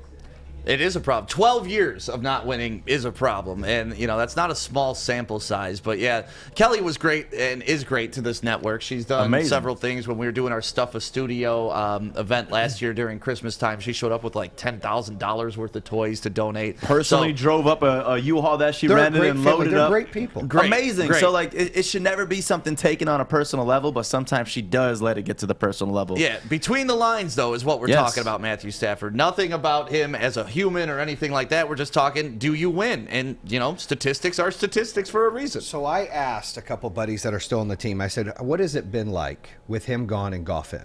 And they said, look, Goff's not running around flicking the ball 70 yards like magic, where Stafford could do. Yeah. But their locker room's more motivated, more inspired, and everybody's gelling better. And there's something to be said about that. I use Tom Brady as the example. He's not the most talented quarterback at all. He's probably not even the top 15, meaning like physical talent. Right. Not there. I mean, it shows with where he was drafted. But he elevates everybody around him, and his IQ is so smart. And that's why I go back to Goff's red zone QBR is the highest last year. There's something to be said about that. Under pressure, he wins. Yep, and that's when you asked what I liked about Cade Cunningham, just being able to take those pressure moments and those pressure shots. Like, that is an intangible, immeasurable thing that some guys have and some guys don't. This is the winningest quarterback we've ever had. Ever. Think of a quarterback we've had with more wins than this guy. It's sad that that's all we got. But we don't know if it's sad. It could be wow. Right. Oh, no. I'm happy. Like, looking forward, like, we actually have a winner. Is horrible, but we haven't had a quarterback with this kind of winning record ever. At least in my lifetime. Well, Dan Campbell spoke earlier this morning, and our very own Corey Woods is down at Allen Park right now. He's our Lions insider, and this is what Dan Campbell had to say about Jared Goff's improvements this morning.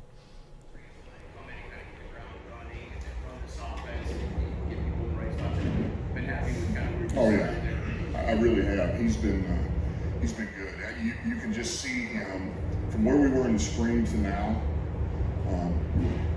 You can see how much more comfortable he is and how much more he's taking ownership of this offense, which is what we want. We want him to feel like, you know, and listen, dialogue, communication. Is there something that you want or you feel like we can do better with? And we take it. And then sometimes we're like, no, this is why we want to do it. But man, he's really growing into it, and he is embracing it, and it's becoming. And that's what we want. We want it to become what is best for him and his vision, as well as ours. And so he's been great. He really has. You can see him growing inside the offense. So there you go. I mean, you're seeing it. The guy's starting to take control of the locker room. He's starting to take control of the offense. He's improving day by day. And it seems like they're empowering him to take this team over. It's not like a situation where they want to give him just a little bit and like just tease him a little bit. No, they want, this is your team. Do everything you can this year. And we'll figure out the next 2 years as they come. But this is a big audition this year. Yeah, I agree. And look, they don't have a lot of talented, high caliber paid receivers, but they do have a fantastic Pro Bowl tight end, and their running game is going to be solid, and they're going to have arguably one of the best O-lines. So I think there's a lot of things to be said about that. Right. Yeah. No, they definitely, that top 10 offensive line is going to be something that we've not seen. We haven't seen it since the 90s. You know, back when we had Lomas Brown, back when we had Kevin Glover, those guys. That was a great team. And we haven't seen that with an offensive line. And we've seen that Goff, like to your point about red zone efficiency, he's also very efficient when it comes to play action. Yeah. So that means when he has time, the guy's the man. I want to say this, too. Think about, I'm so tired of going to Lions games. And, you know, Stafford had maybe 3 seconds to throw the ball. I don't know the exact stats. Right. But other teams had like 4 hours. You go get a coffee, go get some food, come back, then they get to throw the ball. That's how I felt every time. We're going to have that power. Any of us could be a Pro Bowler if we have 5, 6, 8 seconds in the NFL to throw the ball. Somebody's going to get open. So we need to relax on the receiver talent out there. As long as they have speed and we give Goff time, somebody will get open and we'll be okay. Tom Brady pieced a lot of championships and winning seasons together with nobody superstar as a receiver. I mean, they had Moss, but a lot of times were just people that were just floaters that came through and then excelled under him in that system with a lot of time to throw the ball. So we got to relax and realize that. See, the thing about Stafford that bothers me is there's always excuses. Yes. And now Cam Akers being out, that's going to be another excuse. Oh, I got no running game now. So, like, that's the biggest thing. I mean, when you compare player to player, I mean, now we got a winner that's going to be leading our team. Yeah, them coming out saying, oh, yeah, it's just different. The way that he is in the locker room, let's be real, that's all freaking the coaching changes. That ain't all on quarterback just yet. Well, we were talking about protection, and Dan Campbell also spoke on Penei Sewell this morning and just kind of what's going on with him at training camp. And thank you, Corey, for sending us these videos this morning. Here's what Dan Campbell had to say this morning about Penei Sewell.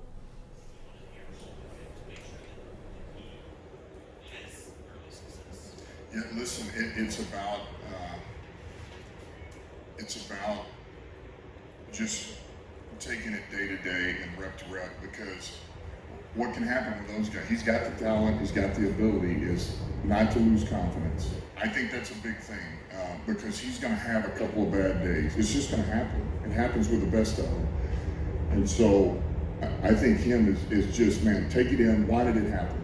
How do you correct it? Why did it happen? How do you correct it? Move on to the next one. And so to me, it's just about, hey, man, learn from it. Let's move on. Learn from it. Let's move on. And the best thing for him is going to be Romeo Clark. That is the absolute best. Like that actually gives me hope, because I know Romeo is going to give him a full day's work every day, walk through to the finish of practice, you know, start to end. And he's going to get somebody that's got length and a motor and knows how, he's crafty, knows how to use his skills. So he's going to force this guy to get better fast. He's going to have to. So that's encouraging. Love it. Love that guy. And, you know, you love to see that. Penei Sewell, he believes in him. Obviously, you take him number 7 overall. You got to believe in him. But he's going to be a huge part of this offense in the scheme and how they're going to block going forward. And it's honestly, it's just the attitude. Like, we got people out there that want to literally go out there, it is in Dan Campbell's words, bite kneecaps. Like, these people want to bite kneecaps out on that field. Well, what was trending yesterday was Dan Campbell was actually on the field doing up-downs or down-ups. We were just having that conversation. Yeah, what is it? Which one is it? I call them down-ups. You call them up-downs. Up-downs. But Jason brings up a good point, because you start up and then you go down. Right, but my thought is you don't go up, then go down. Like, you go down, then you got to get up. Oh. Ooh. I think both are okay, right? Tomato, tomato, doesn't matter. Right. That's semantics at this point, but let's hear Dan Campbell, because the national media picked up on this. Like, that's how silly this stuff is. He's doing something so simple, practicing with his football team. He does a couple up-downs or down-ups, and all of a sudden everybody's talking about it. Here's his response to doing it with the team. What's that? I survived. That's a good way to put it. Listen, that was AG, man. Honestly, that was all AG with the up-downs, because he had said it the night before the defensive meeting. After my meeting, he goes in there and he sets the tone, kind of what they're doing, and he tells them, look, we're starting a tradition here, guys. We're doing 40 of them things. And so I'm watching, I'm like, oh, crap. My first thought, man, I'm glad I'm not them. And then my second thought was, man, maybe I need to be in there with them, since it's my defense too, you know. So, but that was all AG, and the worst move I made was getting between Aaron Glenn and Aubrey Pleasant. All right, I should have gone down to the other end, but no, it was good, man. Listen, that's all AG. And by the way, the whole defensive staff got involved, and if they couldn't do it, then they were doing planks or whatever. But man, that's pretty impressive. Let's just set the tone. I think most of us in this room know not to read too much into depth charts and rotations on the first day of training camp, but I believe McNeil was out there a lot with the first team yesterday. I just wonder what you see from him through early stage of the offseason. So that's Dan Campbell just talking like, hey, man, I said I'd do 40 with them. That's a lot. That's a lot with a knee brace and everything. I respect it so much. But then Corey told us, our Lions insider here at Woodward Sports told us yesterday that Dan Campbell went to practice with a little bit of a bigger brace. A bigger knee brace, yeah. So them down-ups must have got him. Them up-downs, damn it, whatever they are. Down-ups, whatever. They must have got him, because I just respect any coach that can do that, you know, because he's not the one that's just going to say, do it. Right. Do as I say. Right. He's I'm not a gonna do it with dictator. you. He's a participant, and that's what you love about it. And you saw it last year with Matt Patricia in practice. What did he do? He rolled around on his four-wheeler, just standing up, talking over people, telling them what to do. This guy's down in the dirt with his team, showing them there's nothing I'm going to ask you to do that I wouldn't do or haven't done. And you love to see that type of leadership for grown men. I mean, as a leader yourself, Jason, obviously being the CEO of Power Home Solar, What do you think of a coach like that versus what we had here? Well, I think when you motivate people, that's short term. When you inspire people, that's long term. And he's inspiring people by getting on the field with them and having fun, and he's empowering people to do their thing.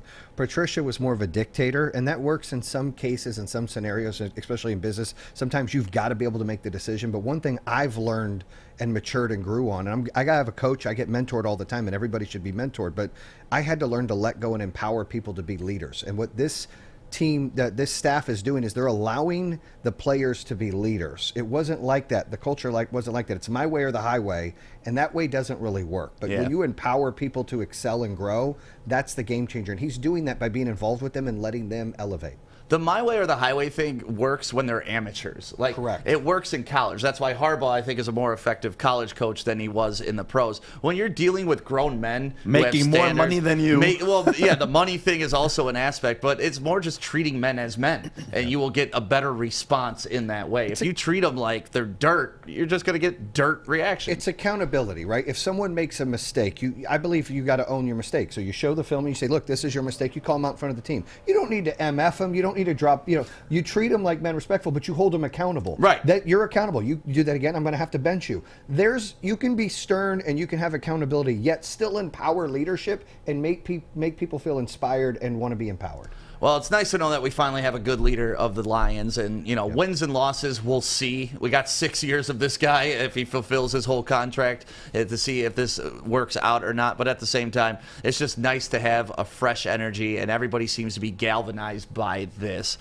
So that was our quick update from training camp this morning. Corey Woods is out there. If you want more updates, make sure you're following Corey on Twitter, and make sure you follow us at Woodward Sports, and Corey will make sure all the updates, all the videos, his questions, and I love Corey's recap videos of each day too, so make sure you watch for those daily right here on Woodward Sports. In the words of Sean Baligian, you want updates? We got updates. We got at woodwardsports.com. And you want to go to Levels? Well, Levels is opening in Centerline. It is happening August 13th is going to be their grand opening. We got some car giveaways going on. Is that Friday the 13th? It is Friday the 13th. Oh, man. But, yeah, also some big stuff happening. Some local artists are going to be there. Plus, they have, and when I say local artists, I don't mean like the dude that performs for 20 people. I mean like the dude that sells out arenas, but he's from Detroit. I can't say the name just yet, but I'm talking a dude that, like, once you find out who the name is, you're going to want to be there. It's not like, some dude from Warren that raps at a bar. No, this is not that type of local artist. This is a local, massive recording That's usually artist. what it's like when your boy's telling you that I got this local artist. Right. That's what it is. No, but Levels is opening. It's going to be a lot of fun. We will be there doing our show live, and we got a ton of fun giveaways for you on that day. So August 13th, put it in your calendar right now. Levels in Centerline, and give them a follow on Instagram at Enjoy Levels. Hey, it's Joey from Woodward Sports at my favorite downtown Fenton, Bridge Street Exchange. Let's go check out their beautiful store. You know we love Michigan summers. Got to turn up on the lake. Pre-made mixed drinks. They even got their own beautiful Bridge Street Exchange t-shirts. I got mine on. Jewelry, they got you here. I got mine on. Titanium Buzz. If you're not quite ready to ask that big question yet with the jewelry, look nice for your girl. They got polos. And last but not least, the most comfortable shoes on the planet. Hey Dude. They're literally called Hey Dude. Shop here at Bridge Street Exchange, downtown Fenton. Support a locally owned business.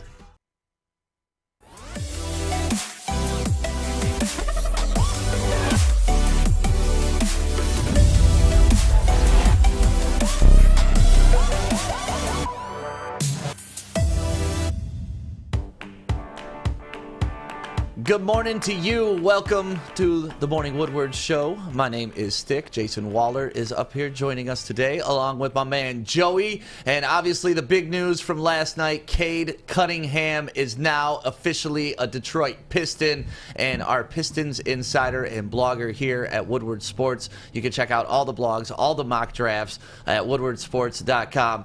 Andrew Jonah. And Andrew Jonah, I didn't do a comparison between mock drafts and what actually went down last night. How'd you do?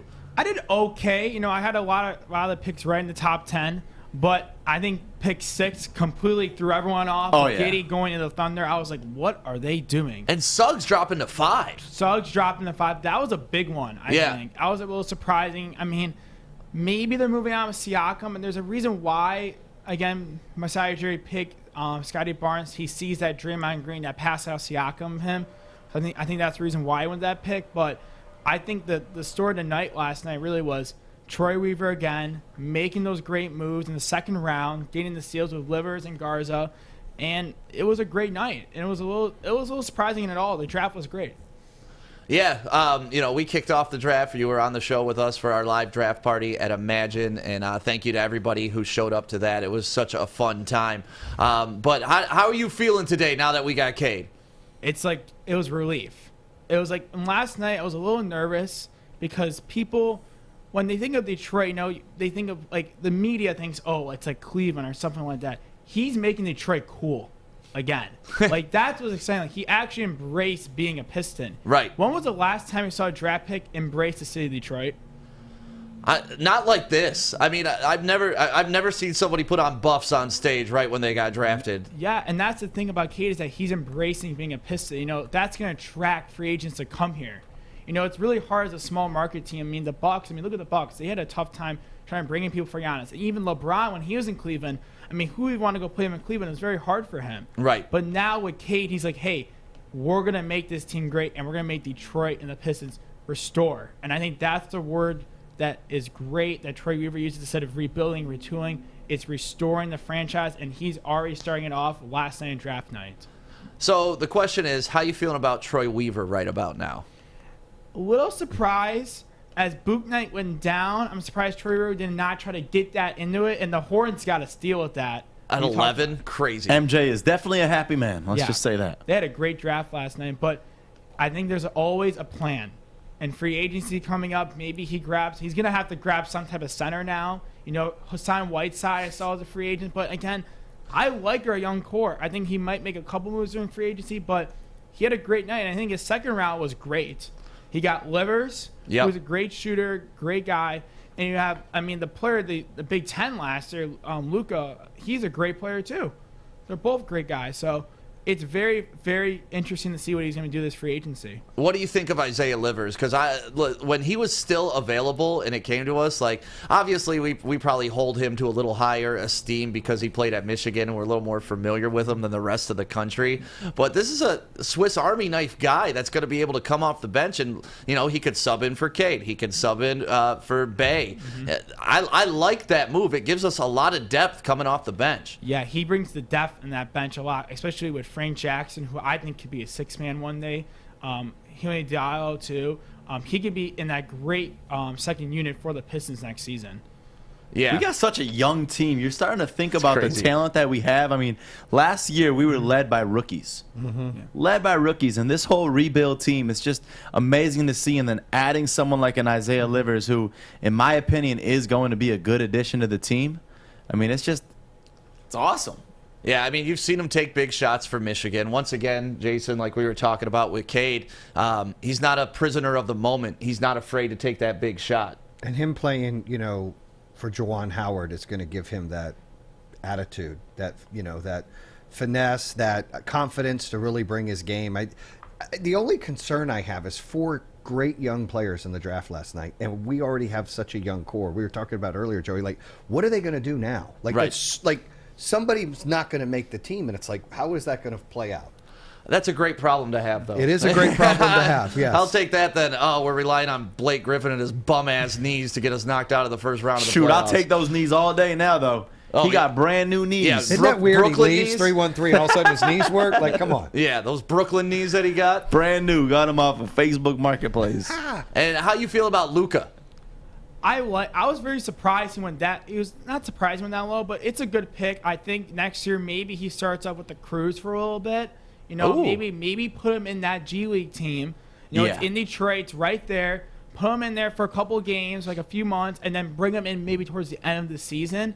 That is a move, and that's what I love about our Crews now being in Detroit is that they're going to be practicing, which like Dwayne Casey says, with both teams will be practicing together. So Dwayne Casey, hey, you come tonight and play in Detroit. Maybe it gets a couple minutes here and there, but Go across the street to Wayne Yeah, State exactly. or come Go over get here. some- Like, that's what I love. You're right. yeah, it's like a minor league farm system that, I mean, no other team has that right now. I'm so glad you brought that up because it didn't even dawn on me. Like, hey, if Garza doesn't make the team this year, he's going to be in the G League, and we'll be able to go watch Garza like right downtown, pretty much right next to LCA. They're building it on Wayne State, Beautiful like you said. facility, too, from what I'm seeing. No, that's awesome. Like, it's going to be fun to watch this developmental team because of the depth of the young guys that Troy Weaver has built. Overall grade for the draft, what are you giving Troy Weaver? I give him an A. He had a great draft. You know, it wasn't like we expected where, oh, he's going to move in the first round, but he made the right moves last night. He made the smart moves. He picked the best available players, and that's what he does the best. He knows who's the next available under the radar players. So I'm very, very excited to see this young core develop, and I'm very excited to see what is his next step to get this team better. You know, this team's already have so much young talent. I think we have to give it a year or two to see what happens and then make that big move jump. Because that's the thing. What is going to happen to this young core? What's going to be Isaiah Stewart's level of play? How is Sadiq Bey going to improve? Killian Hayes is the biggest question mark for most Pistons fans because we didn't really see him play last year. You know, Cade even mentioned it last night in his press conference. He thinks Killian Hayes is going to have a great year. I mean, that's something special, you know.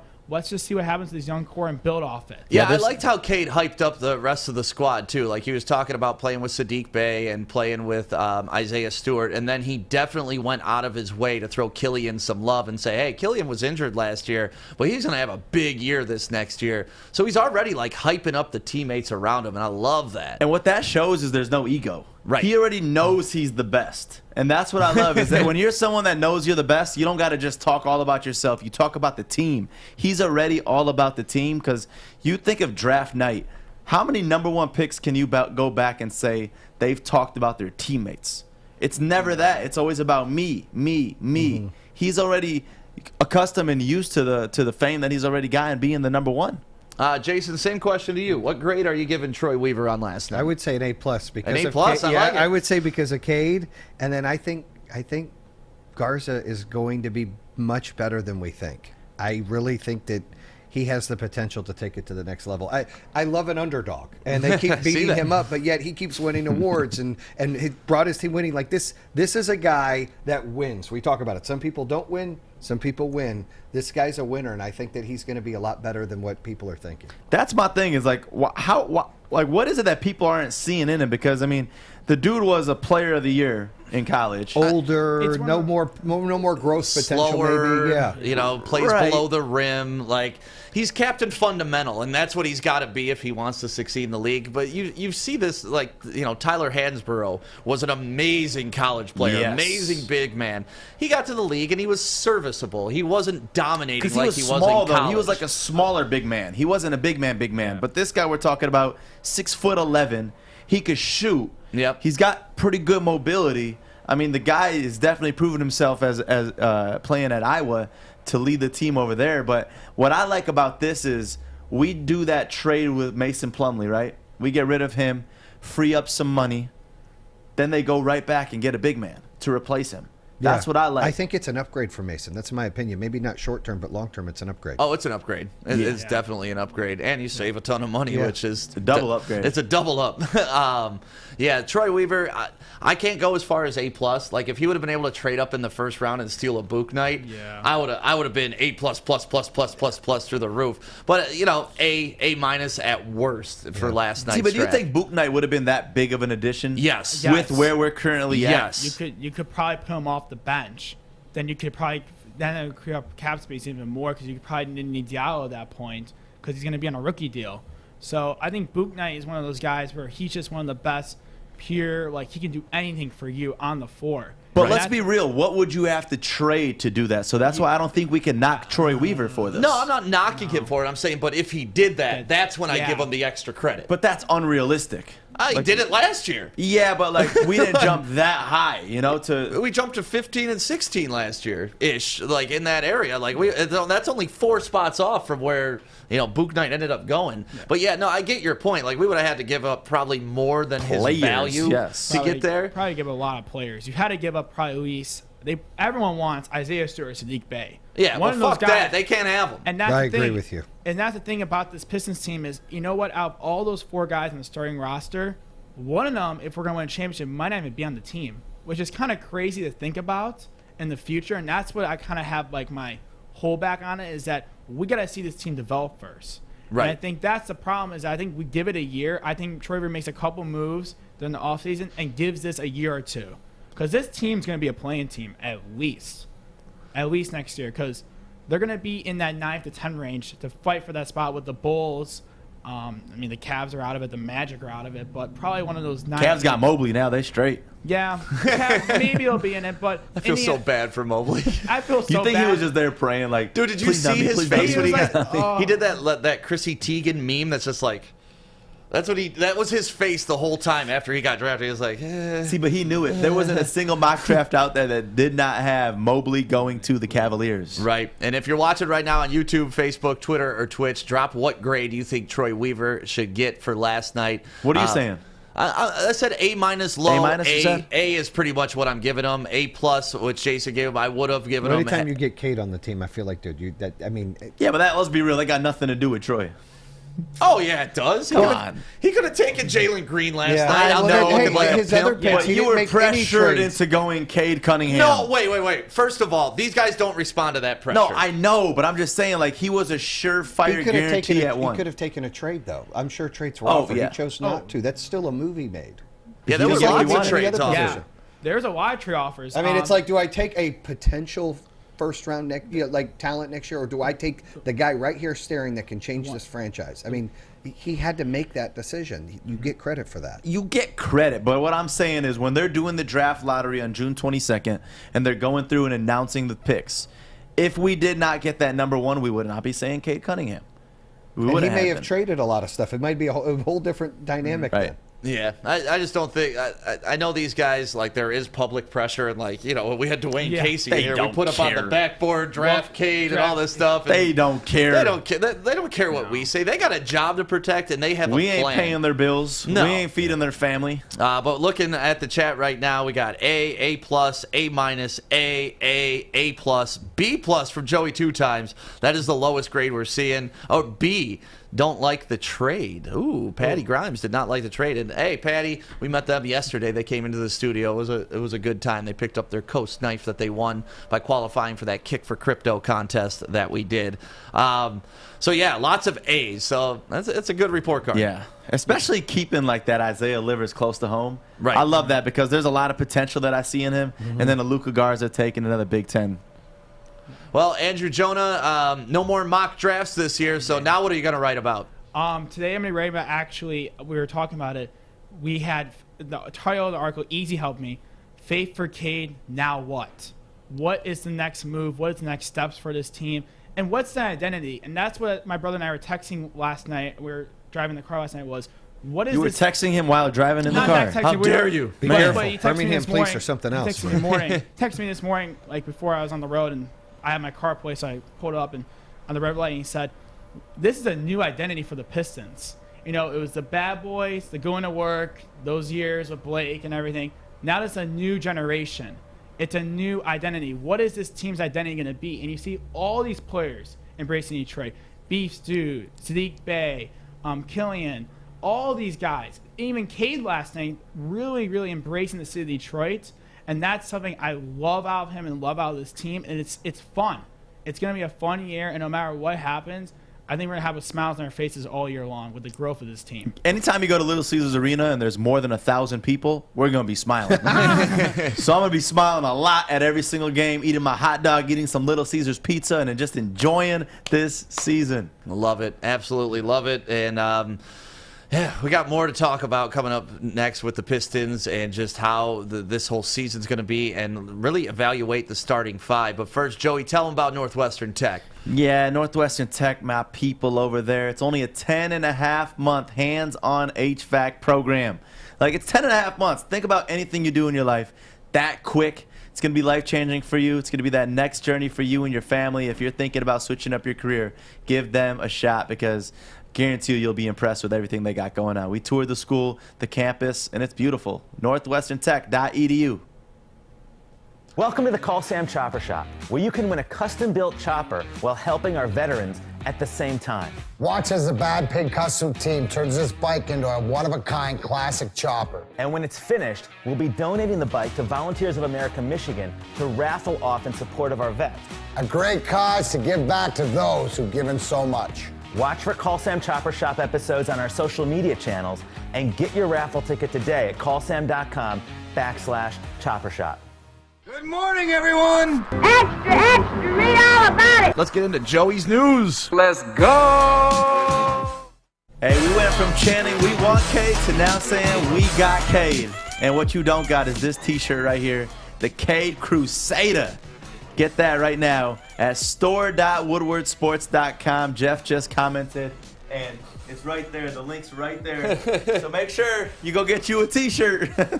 Yeah, we also got the Motorcade shirts up there, too. Those are sweet, too. Those are sweet, too. And then we're coming out today with a Cade I'm All In shirt, and we're also coming out with a Cade and Buff shirt. So, yeah, if you want this one, though, this one's limited edition. There's only a few of them that we printed out. So if you want to go get this, you got to go get it right now. Store.woodwardsports.com. Go pick up your Cade shirt today. If we put True Underdog right below that, are you going to buy that shirt, Jason? Absolutely. I'd buy it without True Underdog underneath it. It's a great shirt. Him an underdog? I mean, look, he's a good-looking guy with a lot of, look at him. He looks like he's going to take on the world and kick its ass. Yeah. That's the kind of guy you want leading that team, and that's a good picture right there. I mean, looking earlier in his career, I mean, you could say he was an underdog. You know, everything he overcame to all of these athletes. I mean, when you're not all are underdogs. You know, some of them go to the prep schools, and right, and they're groomed. You know, the Staffords of the world. No offense to Stafford, but they're groomed and set up better appropriately. Odds. I got to take my odds, right? But you come at me on Instagram, I got you. Don't you dare. But like, yeah, he's an underdog. But I'm still just shocked him being so young, freshman in college, comes in.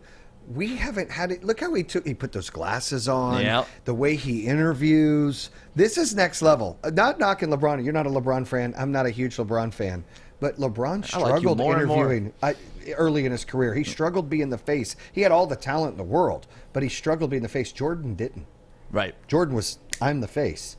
That's what this kid's like. Kobe was, I'm the face. Like, he has that kind of thing. He is it. Is it because the Pistons are just so bad that he can just step in and be the face? Or do you think he's really just it could be anywhere both. he went? It could be both. But I don't think they're that bad. They're just so young right now. Yeah. They've got a lot of pieces that need to mature and play better. But it's so exciting to think of how young our team is. I don't know the stats, but I bet we're one of the youngest that's a teams good point. by far. Yeah. Think of the Fab Five, right? How young. This team's going to gel together with their youth and their mentality over some of the older guys. They're going to be on a mission to beat the older guys. Yeah. I mean, it's going to be exciting. I guarantee we're the youngest starting lineup. I could say that. Yeah, that's confidently. For sure. That's I think for you're sure. right. That's exciting, though. It is. You just got to lock them up. We need like 8-year contracts. Yeah, right. At the rookie contract price, though. Right. And we move on for the steal of the draft. The Hornets getting James Bouknight with the number 11 pick in the draft. Him, LaMelo. Man, that is a backcourt right there. Yeah. That's one of my favorites. I do like that kid a lot. It's going to be a guy you keep your eye on and like, if we were picking around 10, this is a guy I would have loved to have, but you can't look back now. It's Cade or bust. And to your point, the Pistons going into last year, 23.7 years was the age of their starters. In? It says for the 21-22 season right now. Oh. So the Spurs are actually the youngest team. Then the Pelicans, Timberwolves, Thunder, Knicks, then Pistons. Wow. Yeah. Wow. What old people we got messing up our stats right now? Well, now that we got rid of Plumlee last night, that'll help. That type of stuff. Yep. You know, don't forget we had 17 centers on the roster last year, and none of them were young. Right. So I love this so much. Cam Thomas with the Kobe tribute on this Mamba mentality draft day jacket. That's dope. It is. Super sweet right there. And Jalen Rose was kind of getting sentimental about the draft last night before it. He was saying that's his favorite night in NBA period throughout the year because you're watching these kids who some of them have struggled growing up, and they're literally going to change the the trajectory of their entire family. Not just them, but they've become the leader of their family now. Their kids, go from crappy schools to potentially really good schools. Like, you are changing the trajectory of just the entire existence of your bloodline. That's a lot of pressure, but it's also amazing to watch. And that split moment, the minute their name's announced, their life has changed. Yeah, I mean, you see it. Like, that's my favorite shot, is when you go to them at home with their family or wherever it is that they're watching, and you just see that excitement of, like, my boy just did it. He overcame everything to become the #1 pick in Cade's case. Right. It's amazing. And we move on to talk about Russell Westbrook heading to the Lakers. Super team on steroids now. Traded for Kyle Kuzma, Montrezl Harrell, Kentavious Caldwell-Pope, and a 2021 first-round draft pick. And honestly, he fits the squad. You could tell that they're boys. Just having my hands all in front.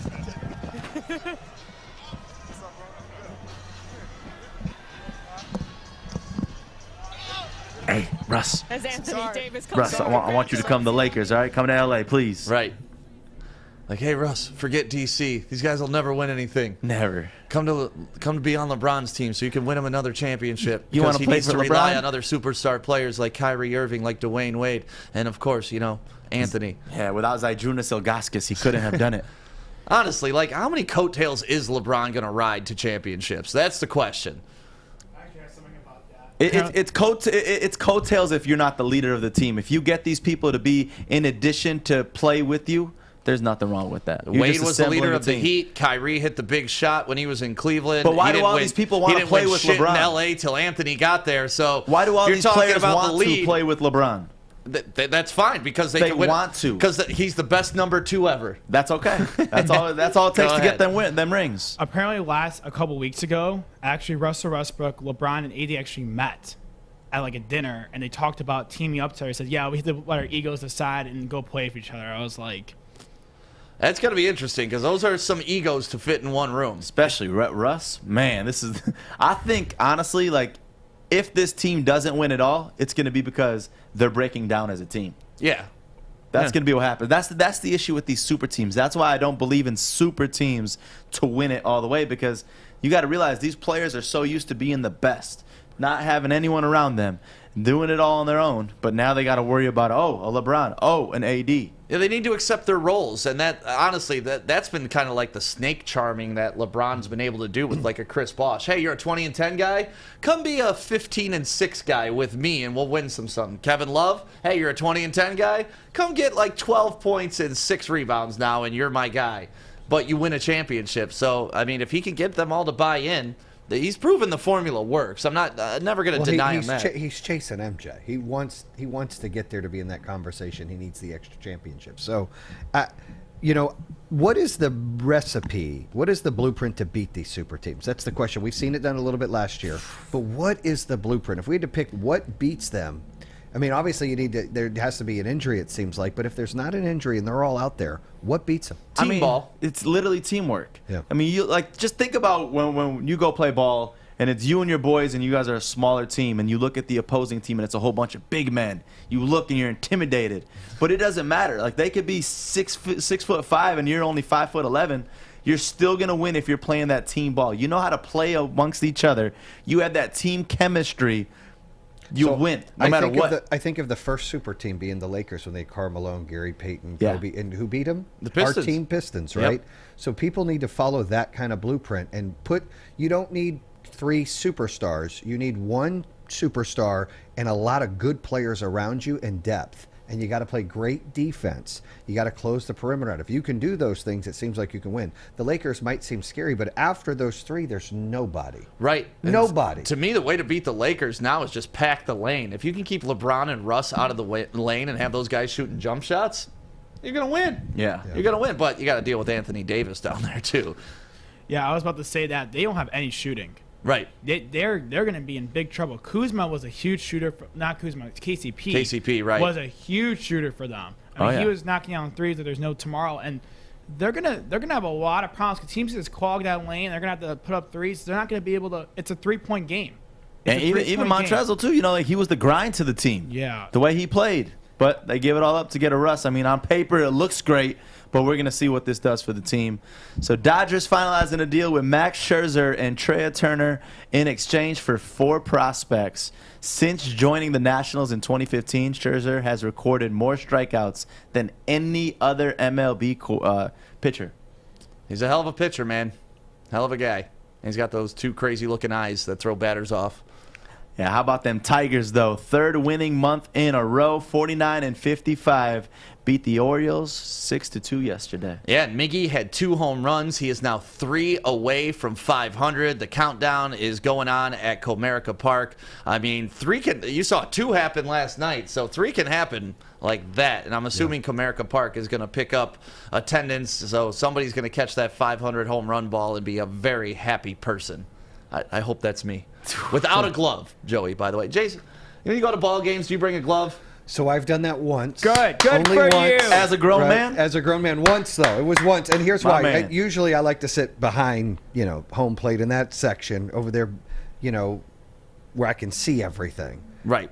But a few times I've went towards the first base line or the third base line. I brought my son, and I went out there with a glove, tried to catch it.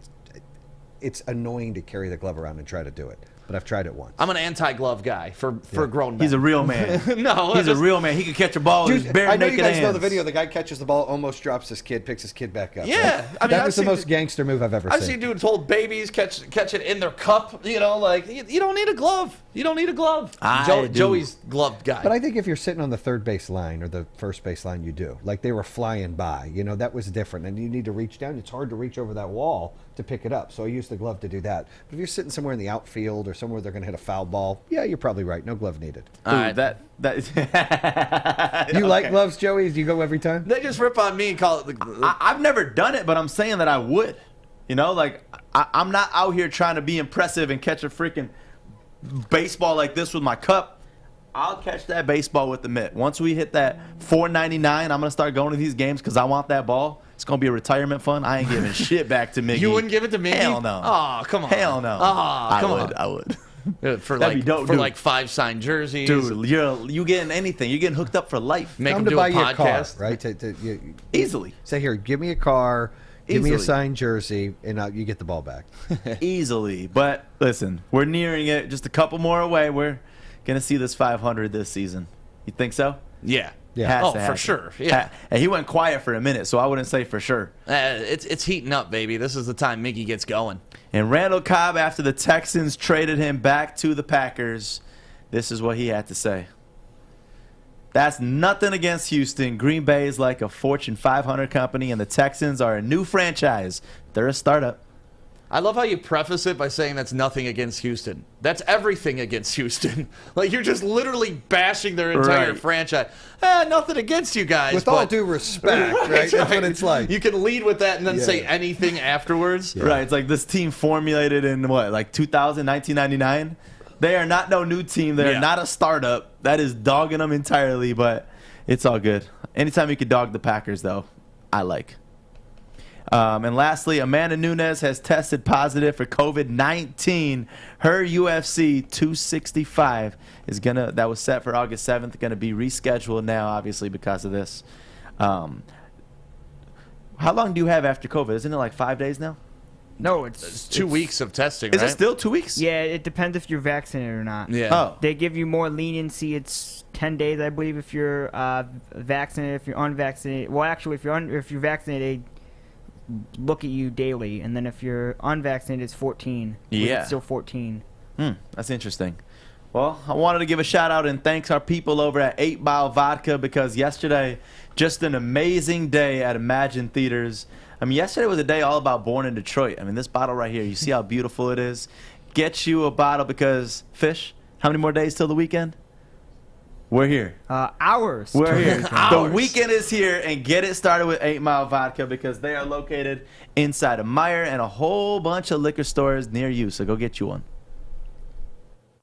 Hi, I'm David Hall from Hall Financial. With historically low interest rates and 5-star service, you could pay your mortgage off faster without increasing your monthly payment. Get started now at 248-308-5000 or chat with us online. Call hallfirst.com. Is it time? Yeah, it is. Fish! Go fish.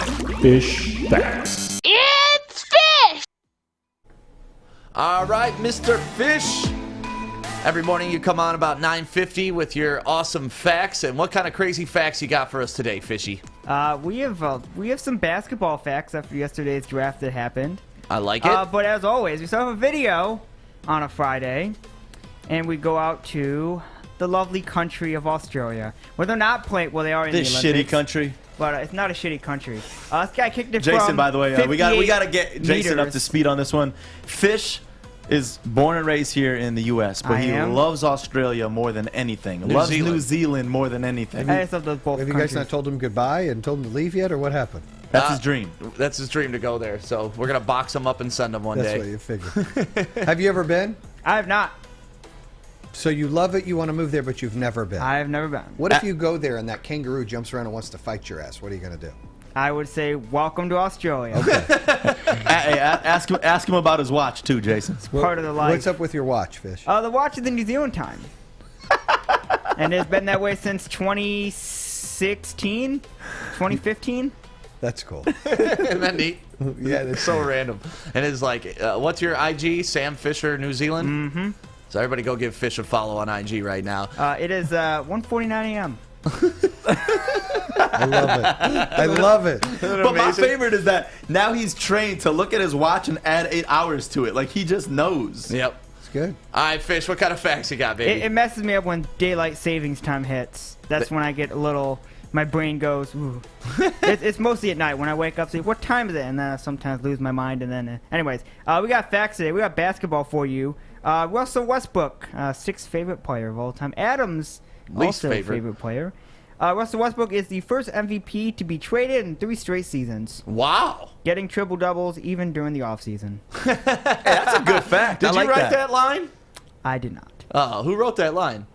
Whoever On I Twitter? got the source from. Yeah. Okay. There you go. Don't give up your source, Fish. I will not. It's that music. That is crazy that Russell Westbrook's been traded 3 consecutive years. That's wild to think about. And Maybe there's a little problem with him, huh? Yeah, just, that means so many people want him. Yeah. It was Thunder, or no, was it Rockets, Knicks, or not Knicks, Rockets, Wizards, now Lakers. Yep. Let me ask you this. Would you take Russ over Cade? No. No. At this stage in their career, no. Yeah. Maybe prime Russ, maybe. But, yeah, no, not right now. Russ is trending down. I just wanted to piss Adam off. Oh. That was it. Adam's watching right now with the hypothetical. Just his brain just exploded. There he is. He's been traded because of how shitty he is. There he is. There's Adam. Chiming in at the right point. Speaking of great players, I think we've had 5 straight days of Ohtani because that's just how good he is. Yeah. Today is based on 35-plus home runs, 15-plus stolen bases through July in AL and NL history. He is 37-15, and by the way, today is only July, and the rest of the players on that list have done it through the whole season from April till September. Man, look at the names on Plus that list. possible Bagwell playoffs on if there any of twice. those I used to have got love the Bagwell's playoffs. batting stance. It was so low to the ground, just had a nice... So he has beaten the record, and we Sammy still Sa- have, 62 games left? 60 games left? Yeah, there's a lot of the season left, that's for sure. Sammy Sosa I used to always love playing with him in the baseball game, video games. Yeah, crush.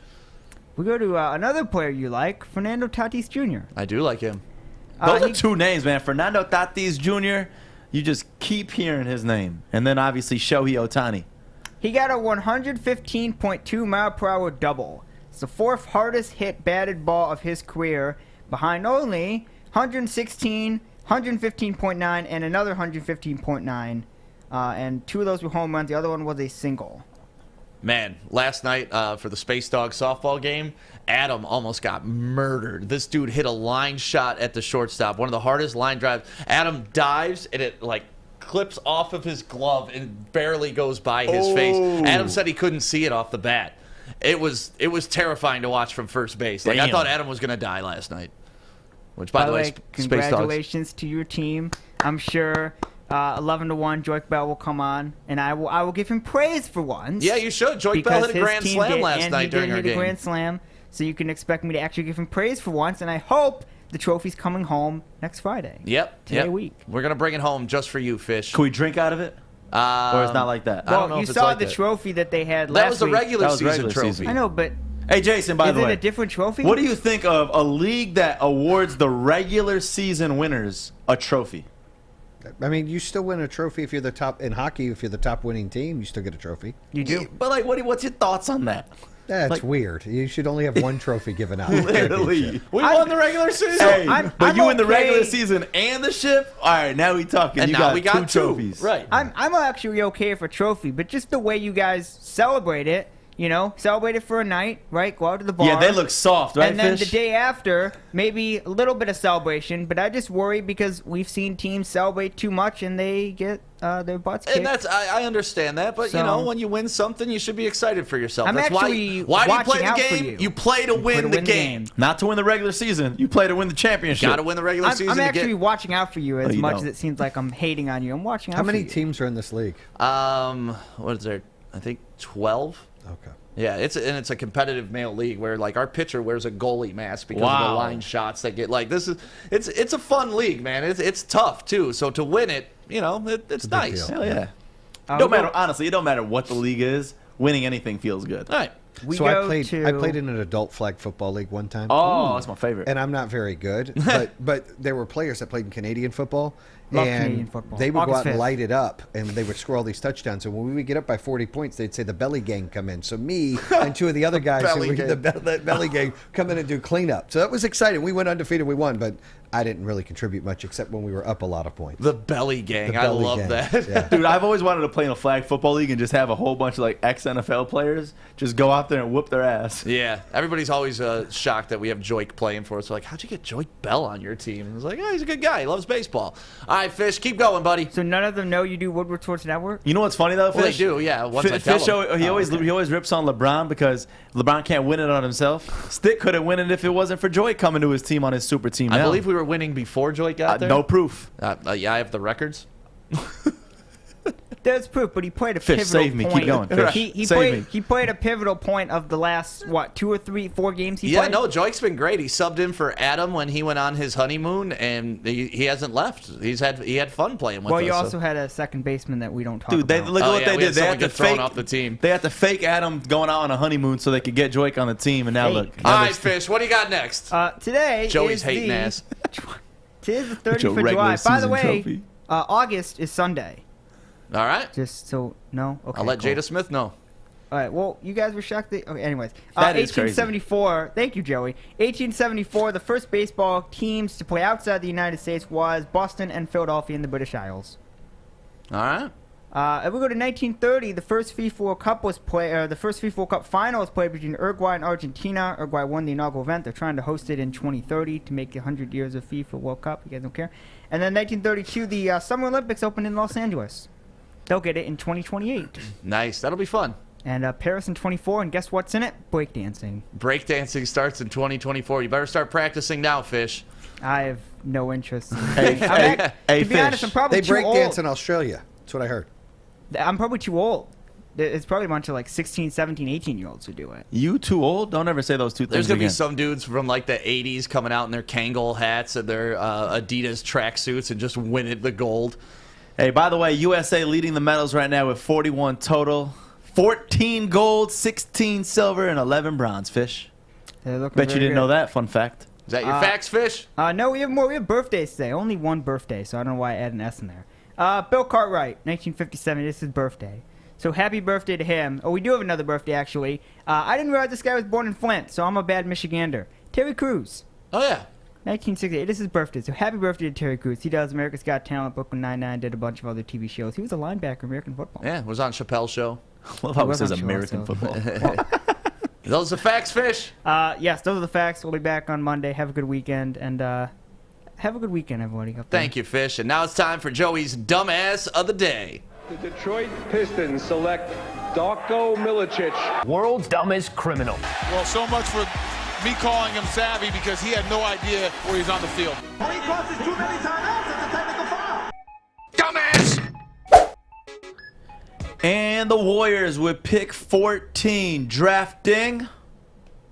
I'm going to let Kendrick Perkins tell us who they drafted. Two of the best to ever do it. When you look at Moses Moody,